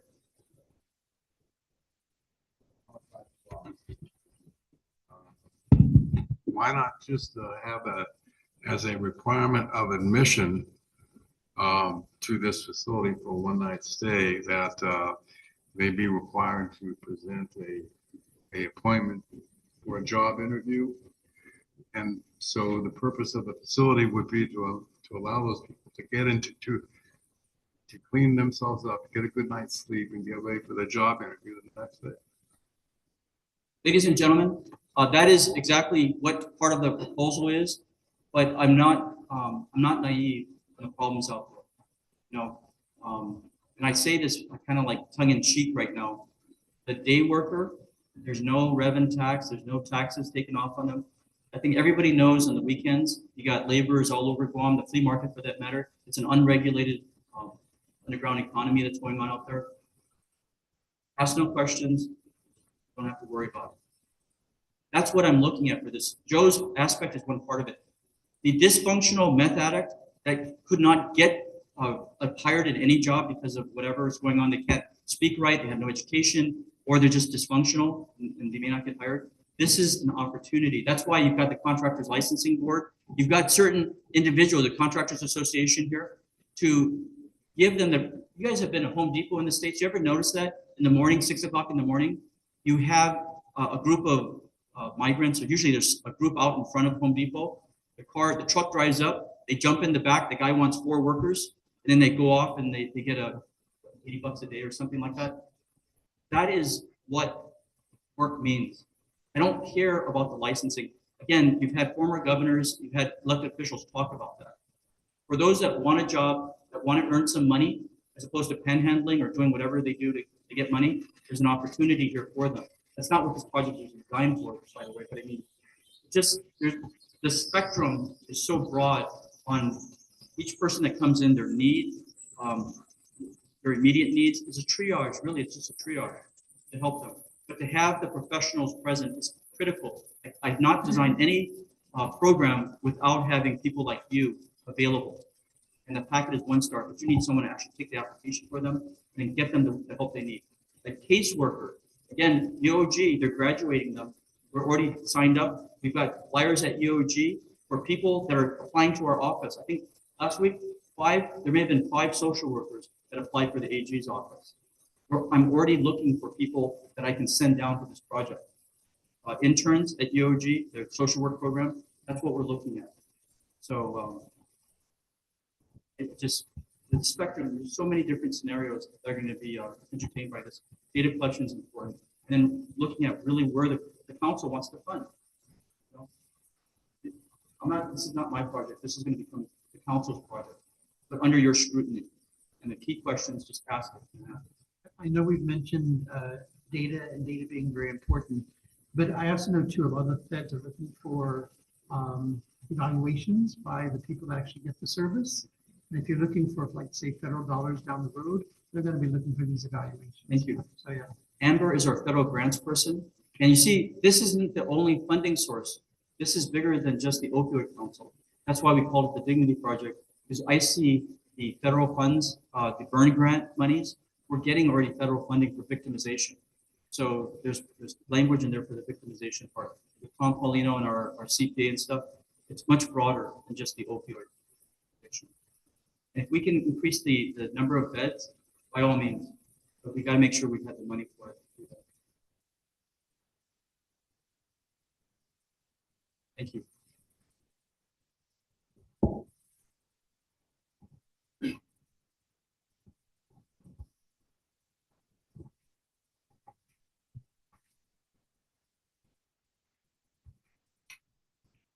So we have another. Oh,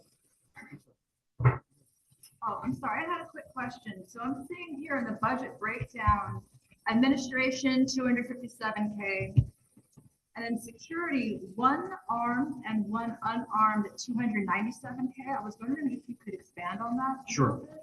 What does that look like? So as an attorney, I guess, I want to make sure that everybody that avails themselves to this project is safe. And I see, obviously, the security services out there, you can hire security service armed or unarmed. That is usually the market out there. I do not want firearms all over the place. Obviously, we want this to be a safe place, but part of being a safe place is that if a meth addict comes in there or anybody comes in there, that creates a situation that endangers the other people participating in it, let alone the staff that's going to man this. We have to be ready for subduing the situation. That was the only reason why that we put that in there. It wasn't judgmental. It was just so that we protect ourselves as I guess, an opioid council and as a government, that this is done safely. That's why we had already reached out to the precincts, that once we identify where this is going to be at, one of our project parameters is to talking with the chief of police, letting him know that we would like to speak with the precinct commanders so they know that if a phone call is made, please help us at this, because we're attracting potential problems. And that's why with the gentleman's comment about making certain beds available for the motels and hotels, I would be worried too, because some hotels would not want to be known as a residential treatment program hotel. So we're coming in. Right. Right. So, and exactly. So these are all the considerations that we're bringing in, but safety to me was important, but most of safety for those that are participating in the program, like the woman, the domestic violence victim, so that when they go there, like a domestic violence victim, if the abusive husband finds out where that woman is, he comes down there. If the guy doesn't have a firearm, it's usually better for the victim to have somebody to protect them while the police are being called in. That would be the first thing. The administrator immediately calls the police. Precinct knows, send the cruiser over there to protect that situation. But it is a high amount. It's like $145,000 a year. Yes, and I agree with you 100%. I thought that was kind of high. That's why we have the RFP that would go out. So that company that we got the market research from will have to know they're competing with other, I think there's 3 or 4 of them. Yeah. So I agree with you. That seemed to be kind of high. And I thought, is that how much a firearm costs to bring them in? So I agree with you. So you're just asking for authorization to spend that 1,397,997.22 pursuant to an RFP. Right. So it'll be a lump sum, and if a provider comes in and says like, we can bring down this cost and provide more beds, but it's just saying you just want at least 20 beds a night.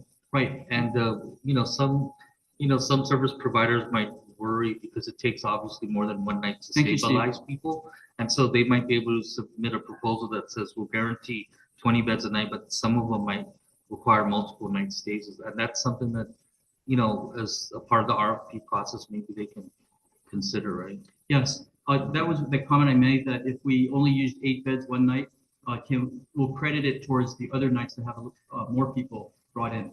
So, because that's that contract, the ability to have a 12-month contract with them. But the amount we're requesting is that I think it's 1,497,000. Okay, but but it will be governed by the RFP, right? That's correct. Okay. And again, if we get the service providers involved with our committee, that will make it a better service product that we can procure with flexibility. Obviously we would ask for that, but then the manager may say, it's a little bit outside. I gotta look at the numbers that they're renting out and stuff like that. But we know that they can do 20 beds in good facilities. I think that was a sure stay quote. Yeah. And they're centrally located, so northern and southern Guam, the mayors can get them over there. But this will all be the administrator's responsibility.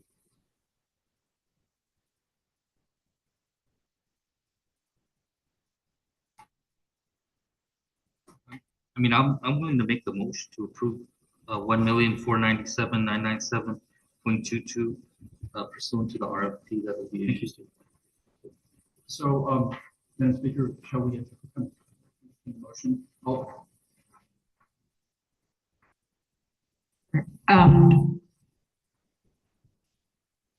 There's been a motion to approve the request, or an award for the 1.4 million as proposed by the Attorney General. Is there any second or any discussion on that motion? There's a second by Brian Hahn from Toby. Is there any other discussion on this motion? This is subject to review of the RFP by the Department of Public Health, Social Services, and Behavioral Health at least, and any other council member that's Yes. willing? All right. Yes, please. So, all right, on that motion, is there any objection? All in favor, I guess, say aye, or raise your hand. It looks like majority, that motion's approved. Thank you. Yes, absolutely. Important that it's collaborative. I think we should build on our progress and not have to like restart, from scratch. I also know that the governor's office had talked about, the OHEP office had talked about an overnight shelter. And so I want to make sure that, we're covering the bases that we need to cover and not duplicating if necessary, but if not necessary, then not duplicating. And I think that they've talked about this for a long time already. Thank you, Madam Speaker. So moving on to our business, and thank you all for your questions and for your support. I do not expect to at all disappoint you. I'm a product of the Opioid Council. We have a proposal from Togi, and Brian is the and Togi members here. Did you want to make the proposal, Brian?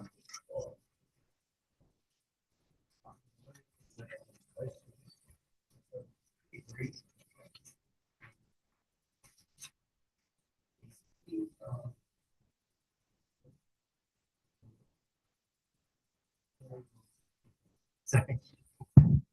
Okay. Thank you so much, Mr. Cole.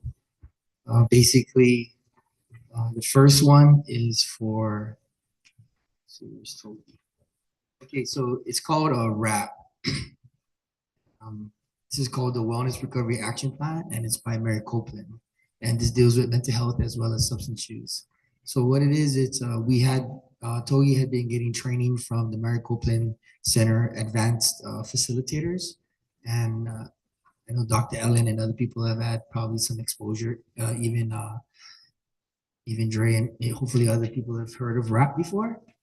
Basically what it does is called your Wellness Recovery Action Plan. And then what it helps people to do is the optimal state of wellness. So what you get do is you get trained, and we're actually doing WRAP already in the women's inpatient facility. And we also do it in the Lighthouse Recovery Center. And we've also even had some inquiries from private businesses because it does help for, the overall state of optimal wellness for anyone that's going through mental health challenges, to include substance use disorders. So basically, we had already started a relationship with the Copeland Center, and what we're needing is to become, they call it ALF, which is ALF, which is an advanced level facilitator. So in order to become, and it's just not just for someone to come here and then to keep coming back. Basically, it's for someone to come here, and basically they will do a training for, it's a 3-day training. And then from there, you get a pool of people who might fit the criteria. And then you do a 5-day training of the trainer. Once that is done, you still have to do some more elaborate training of facilitating, which we did during COVID and other things. We did a lot of things through Zoom.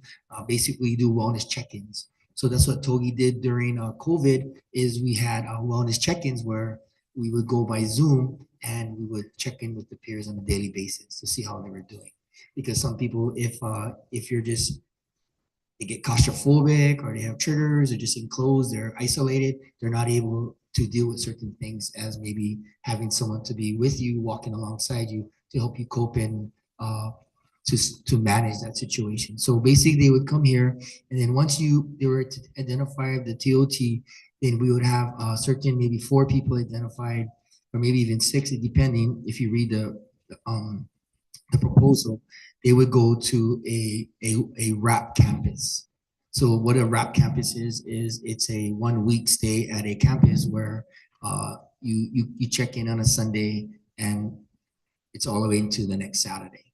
And daily you learn, you become an advanced facilitator. So once you become an ALF, that means that now whoever comes, and we would probably want people from Guam Behavioral or LRC or West Care or anybody who wanted to be a RAP facilitator, Alpha Advanced Level facilitator. So now we would have the regional capacity.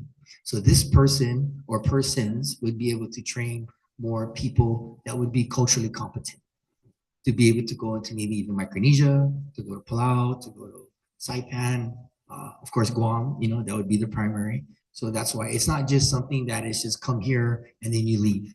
It's something that it's an investment in to train our people who are Guamanian or our people from Guam in the healthcare system or the wellness system, and to be able to be equipped to train. We're even thinking about, that was before that, maybe even nominalizing RAP to be something that at Guam Behavioral Health and Wellness Center, that would be part of the orientation process for them to do the 3-day course, because it helps. Because what is the best thing for people to be doing well? If you help employees have a state of wellness, then they perform better. And same thing with people in addiction or people suffering from mental health. I'm sure there's, I mean, if there's anybody in this room that has never suffered from mental health challenges, gosh, please, can I talk to you after this? Because I would like to learn something, you know what I mean? But I think we all go through our challenges, because I don't think any of us is perfection. So anyway, that's what the RAP proposes. Yes, ma'am. What is your proposal? The 31,800 or the 100,000? Oh, I guess these are 3 programs. Yeah. Sorry, I don't speak. So the RAP. Yes, the RAP is just one of them. It's a program. And how much is that? The That's 31,800? 31,800. Okay, Yes. and that's on page 44. Yes, So you ma'am. gave your budget. Yes. And then the 100,000 on page 46, which makes a list of approved expenditure, anything else Yes. has to get AG approval.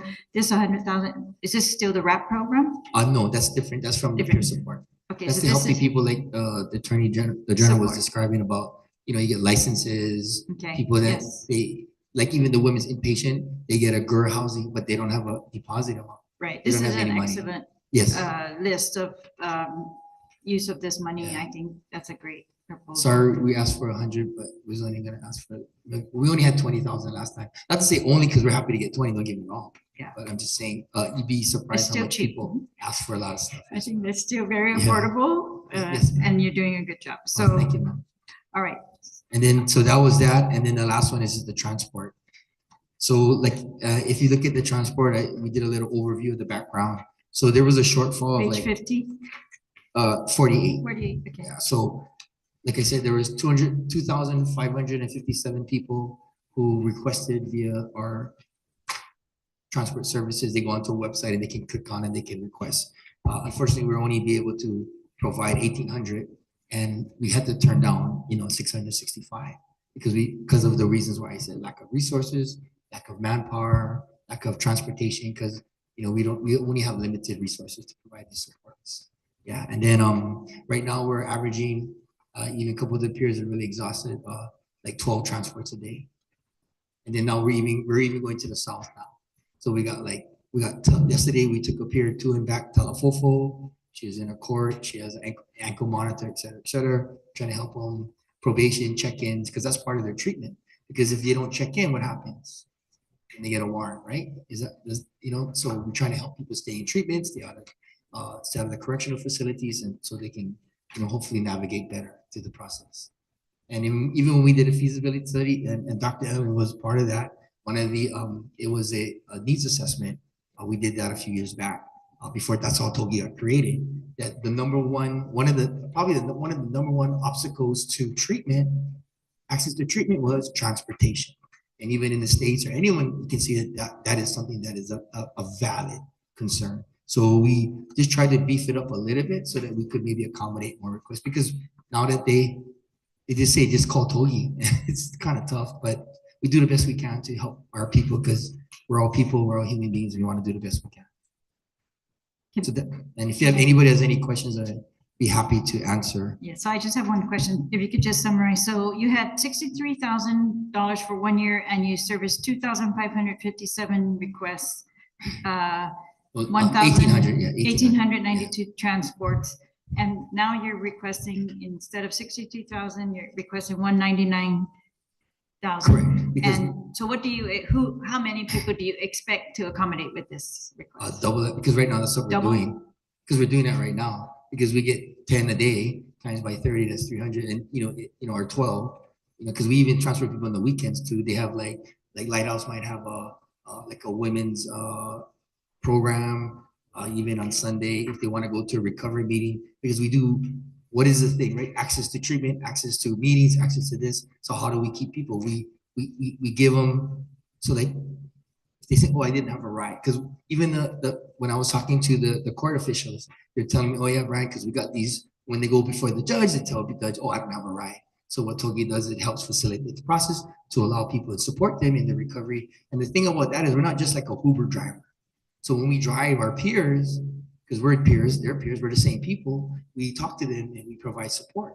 And we provide options of access to resources. We also take them to even the people that are going to court, where we ask them, well, do you have public assistance? Do you have Medicaid? And if they don't, we support them in that process to obtain certain things. And that's why we do the health certificate. We just did help someone get a job the health certificate. They needed their social security card. They needed all these things. And there were people from the RSAT program that just got released. So we're trying to support them. And this transition housing that we're working with the deputy and his staff and the director at Guam Behavioral, and hopefully with Terry and his team too, is part of that challenge that we're working with transition housing as well. And that's where the transportation comes in, because we're taking them to and from classes. Yes. Sorry, ma'am. It sounds Talk too great. much, right? No, Sorry. I'm just want to put it on the record because I don't see it in here. It looks obvious that you're trying to expand your services, Correct. right? So from 63 to 199, you expect to do at least double the amount of Well, we're hoping clients? to, because a lot of the numbers are skewed because we volunteer a lot. Okay. And then we're able to So get they the account 60, for you them. can even ask Dr. Ellen, Sure. because we get scolding sometimes. But anyway, because what I'm saying is a lot of the peers, how we're successful in recovery is we don't forget who we were and where we came from. So we have to keep helping people. So how do we keep our sobriety? We give it back. Does that make sense? And that's how we're able to keep it. So that's why, like, even my truck has been, yeah, my friend would say, hey, I saw your truck. Oh, that wasn't me. I mean, because we use what we can Yeah. to support our community. I see your budget includes, the vehicle and all the other administrative things that go along with it. And then that other proposal of yours where you had the list and it includes, yes, all the things we Even think car that they would repairs for a need. peer, Yeah. because sometimes, unfortunately, as peers, we use our own vehicles. Yeah, Which is so- probably not, as an attorney, we probably shouldn't, but as long as we have a liability clause that they sign. So. Well, from all reports that I've heard from behavioral health and from the AG's office, and that you're doing a great job. So we're just trying. say We need a lot of please, improvement. yes. I mean, Yeah, and you're providing a service that's very much needed and I think perfectly fitted for these monies. So I would make that motion to approve all three of these programs. Oh, I think on page 49, I don't know if you made a mistake on here, but it's 30 hours times 2080. It's not 12,480. If you add up everything, you should be asking for about 152,000 something. Is that 30 hours at 2080 for the annual salary? It's a full-time salary, but you take only 20% of the salary. But it still wouldn't come out to I think that's 12,000. was I right? Maybe I was wrong. Sorry about that. It's 30 times 2080. Page 49. I think it's 60 times. Because everything else adds up. No, just the program director. Because it just doesn't seem right. You take 20% of the 60,000, comes out to. So you're only funding 20%? Yeah. Meaning that more, because. So where would the other 80% come? 80%, it'll come from like Guam Behavioral or. Why not just from us? I mean, why not just from the council itself? Oh, only that amount would come from this.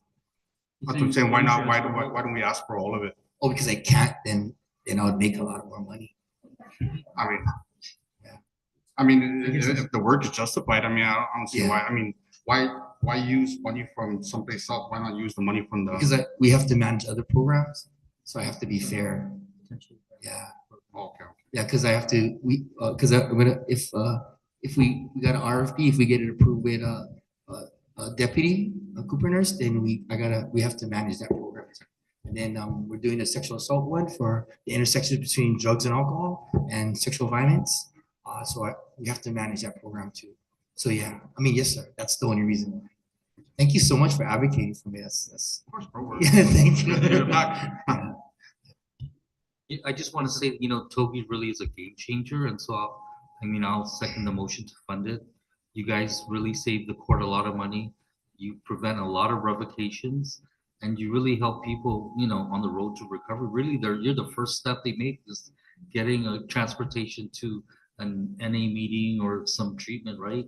And so, and then I'll talk to you maybe down the road about the gap right now where, people are released like at 10 o'clock at night. And so like, you'll see at 11 at night, like 8 guys getting released from Magana lockup. And we've picked up some of our clients there, but we're like, how's everyone else getting home, right? So, and I know you guys help some of those individuals. Yes, we've so been thank picking you. up some But of them other, too. I don't know what the rest of them do at getting released from jail at 11 at night, but thanks a lot. And now, I'm second the motion. Thank you very much, Attorney Hazari. Thank you so much. He's been a great advocate and supporter. And I can tell you Thank as the you. Attorney General, I know that that's going on. If you guys want to talk to me about setting up some sort of transportation, because that's DOC.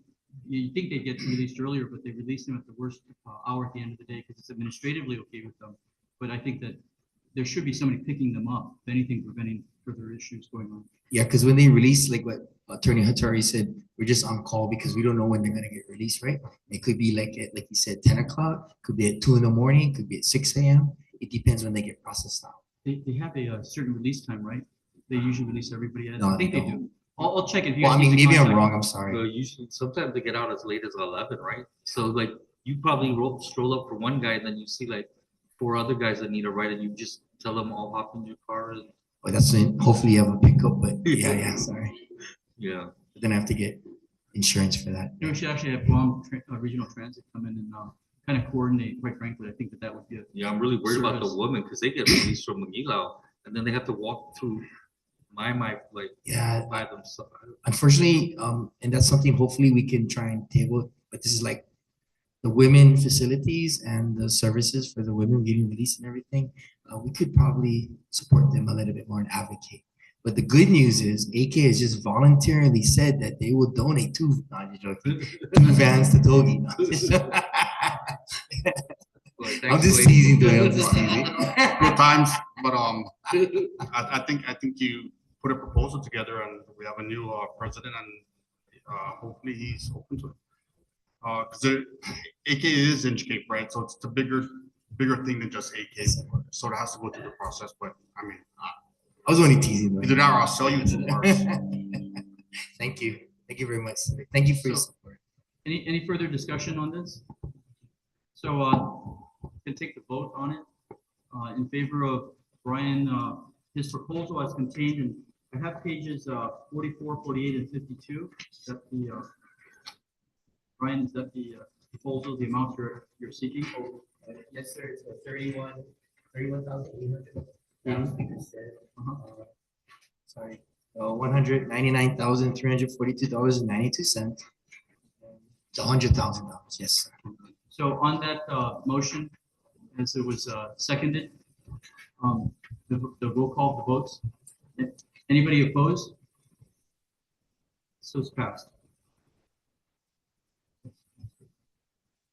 So the final proposal that we have right now is from Amutao.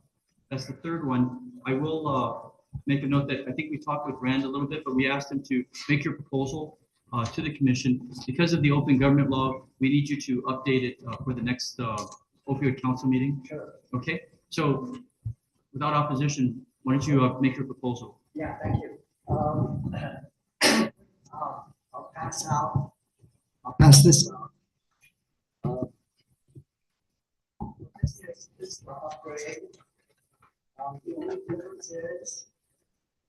The only difference is that in our proposal, we're looking at setting up an area where individuals who are in the RSAT program, as they get released, we've seen that they don't have a place to stay.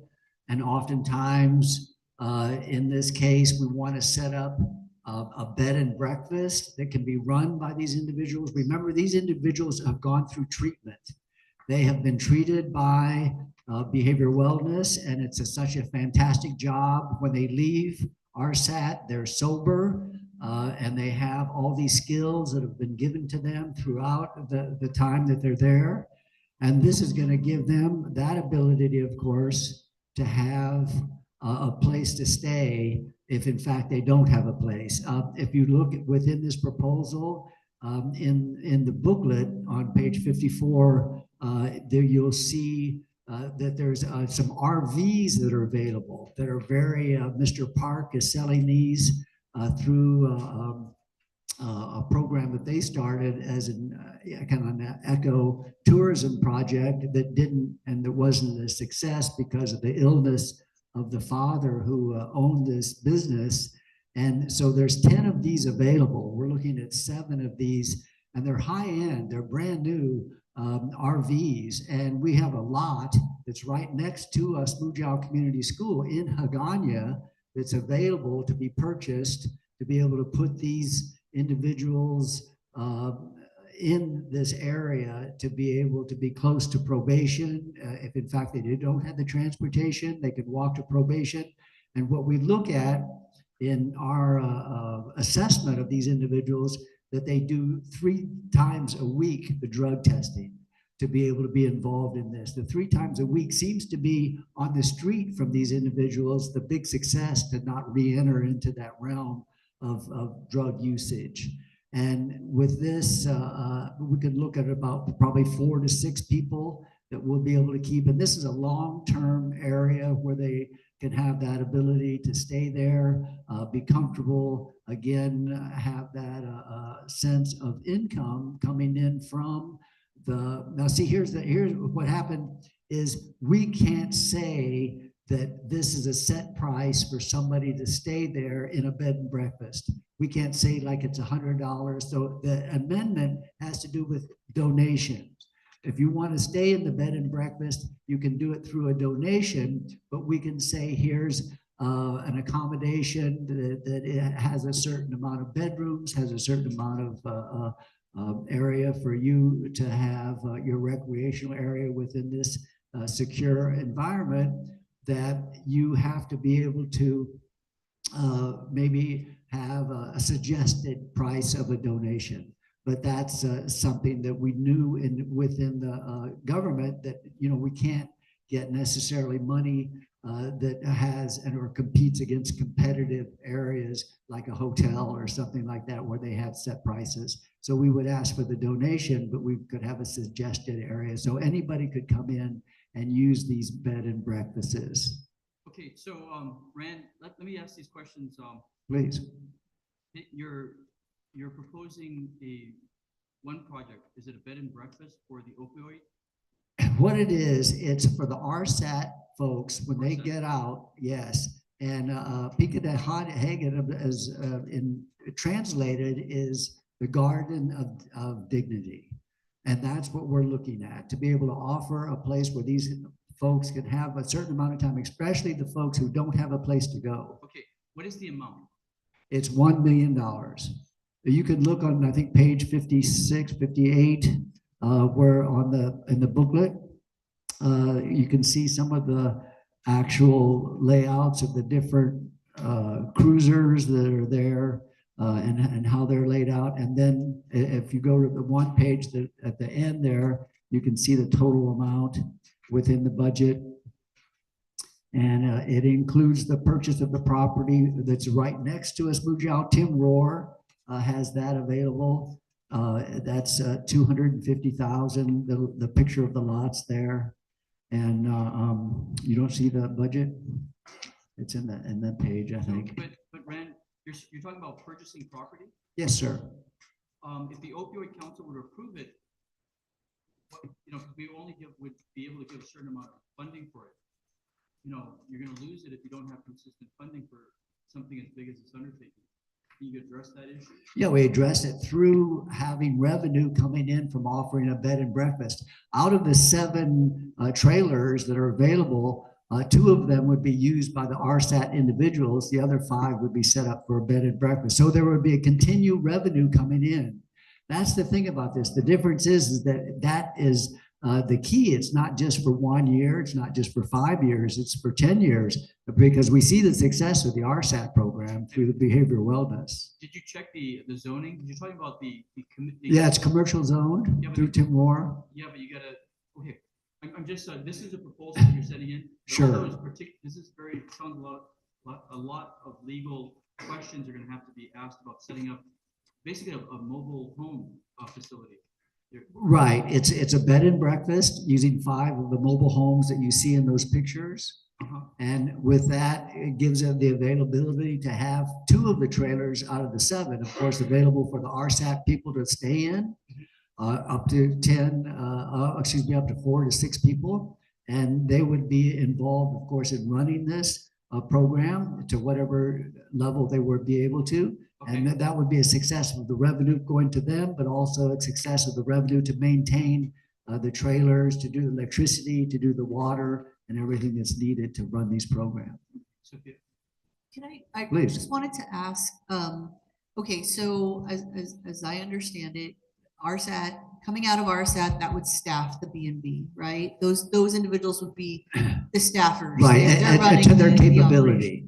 But we would have a regular staff of people from Osmujao that would be overseeing it, of course, because the people who are coming in from the RSAT program would be coming in for the amount of time that they needed to be there before they moved on to whatever else they were engaged. So that was my follow-on Right. question is what is the anticipated, is RSAT will send people out periodically, right? So Right. what is the anticipated turnover of those RSAT? Yeah, the RSAT program is 6 months. The cycle that just finished, the 32nd cycle, we've been doing and working with these cycles since the 28th cycle. So what we have been doing, we've been offering them education and the ability to get their high school diplomas. So we've been very successful with that. Now the next step is to what we found out after being there for since the 28th cycle is they're getting released with no place to go. And so we're looking at a long-term environment, at least 6 months before the next individuals come out from the RSAT program. They seem to be that amount of time. Sorry. Yes, sir. That's a question. You know what? I've been on Guam for quite a while, and I do not remember ever seeing a trailer park, mobile home park on Guam. There used to be one, by Lupan Cove. There used to be one there. There was there a long time ago. I've been here since '69. Maybe you've been here longer. No. But there was a park there. The nice thing about these is they are brand new. They've never been used. Nobody's ever stayed in them. And they're available. What we would do, of course, in securing them, we would secure them against typhoons. And again, they would be in an area that we feel as best we could to protect them from any kind of damage. How did these happen to arrive on Guam? What happened was Mr. Park, as a Korean entrepreneur, brought 10 of these in to set up in Tangneeson, down in Tangneeson. If you go down Tangneeson, go to the right, all the way down. They had them all set up there. There were 10 beautiful, they had ecotourism, they're all ready to go. They had pamphlets, the whole thing. And then, sorry to say, Mr. Park got cancer. And upon him receiving cancer, they could no longer continue with the program. So what they've done, if they've taken those, if you know where GTA is in Tamuning, the main facility, across the street, up on the hill up there, you'll see them. That's where they're placed in Upper Tumon. And we got a hold of Mr. Park, and he's excited about this proposal, of course, because we'd be taking 7 of these, the ones that are listed. Please. I don't mean to, I'm taking up all this time, but quite frankly, I don't see how these could make it down the road to Tangneeson Beach. That's a very steep road, very narrow, rutted. Did he even take them down? Yeah, and remember, these are trailable. These are, there's not like you don't drive them. They're trailable. They go in, and in our agreement, Mr. Park will take these to our location down in Okay. Agana. Okay. So yeah, they can be moved around. They're on wheels, of course, and they're all in good shape. They're all brand new. Okay. It's quite the phenomenon that they're Okay, here. so what you're saying is that these are really not mobile homes. These are trailers. Yes, these are trailers. These are on wheels. But Okay. once you get it to where it is, then they're, you have the supports that goes down that lifts them off the wheels. Okay, well, so of course we have a typhoon phenomenon here on Guam. I mean. Right. So Well, yeah, what we would do, we would cement them. You'd have your cement, you'd have your straps over them. All of that would be set up. We've been here a long time. We know how to prepare for the super typhoons that do come through here. That's something, and it's a big concern. All right. I understand. okay, so let's approach it this way, since we're already at an hour. I think we're losing our quorum because people have commitments. Yes, of So, course. and this is nothing about what you're doing, Ren. So Ren, we do now have the proposal. As I mentioned, I was advised by council that we need to have this looked at by the committee and then put on the next agenda because this wasn't updated for today's agenda. Yes, thank you. Thank you, John. I think that this is a novel approach towards the problem, and I think it's worthy of our further discussion. So let's put you on the next agenda, unless there's an objection from the committee. So let's do that. Okay, and feel free to supplement. I usually send out a notice before we have the meeting so people can update requests for funding. Right. So if you need to update this in any way, please do. Please look at your zoning though. Yes, There may be an yes. issue with. Okay, we'll talk to Mr. Rohr about that. But yeah, no, this is the update, what you have now. The only thing is that we changed it from a strict standard amount to stay at the bed and breakfast, that we made it like a donation only with a suggestion that this is what is donated. Okay. That's the only difference. Thank you. Thank you, sir, for your time. Thank you, Ren. So, okay, the next item on the agenda is administrative and miscellaneous matters. If everybody that's receiving funding, and I know Brian, you guys are very good about this, we'll make sure that because of the opioid council trustee, we need to issue reports to them. So obviously, and again, thank you for the Dignity Project. We'll be making sure that our office submits the appropriate reports. Togi has a good experience in that. So those are the two items up for that purpose, administrative and miscellaneous matters. Is there, we have new business, open floor discussion. Does anybody wish to discuss anything in particular? Well, I just have one question. Yes, Brian. Is the reports that's being turned in, are they Up to par? Are they According satisfactory? to Attorney Nishihara, he's very satisfied. with it. Okay, thank you. Just want to make sure. Thank you, sir. So, without any further business, I wish, sorry. James. Apologies. So as I was mentioning earlier, we were late in submitting, but we did have another proposal. I'm not sure if it would be appropriate at this time. Why don't you just explain It's a it? fast one. Yes. So this one is purely based on supply. So as I mentioned earlier, or as I was talking about earlier, we have the RSAT and non-RSAT programs that provide support for medication-assisted treatment. This is also a service that we provide to the larger community. Part of our needs around being able to continue these services beyond staffing are the actual medications that are being utilized. So we have a proposal we have for your consideration around the purchase of more naloxone kits, which is the kids. We have a vending machine at Guam Behavioral Health that supports opioid overdose issues. We're looking to expand the number of vending machines and have them be placed north, central, and south, as well as fentanyl test strip kits and Suboxone medication, which is the opioid medication that we utilize for medication-assisted treatment. The total dollar amount is $670,903. 903. Okay, and this is for 12 months worth of supply. very good. Just a little bit of a backtrack here. For purposes of the recording, Fred, we're okay with the Guam Behavioral for the non-RSAT program, RSAT funding. Have they been providing the reports required?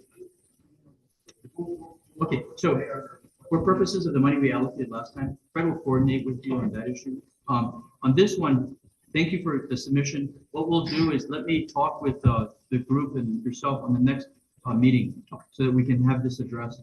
And you've already submitted the documents already? in the process. Right, via this email for the invitation for this meeting. So, Okay. but I can also resubmit. Yeah, well, if you need to supplement it, please supplement. If you already submitted to us, then we'll consider that for the next meeting agenda. Great. Without objection, we'll have Guam Behavioral Health request for $670,903 added to the next agenda. Okay, thank you. So without any further issues, I guess we'll adjourn the meeting and thank you all for attending. Thank you, John.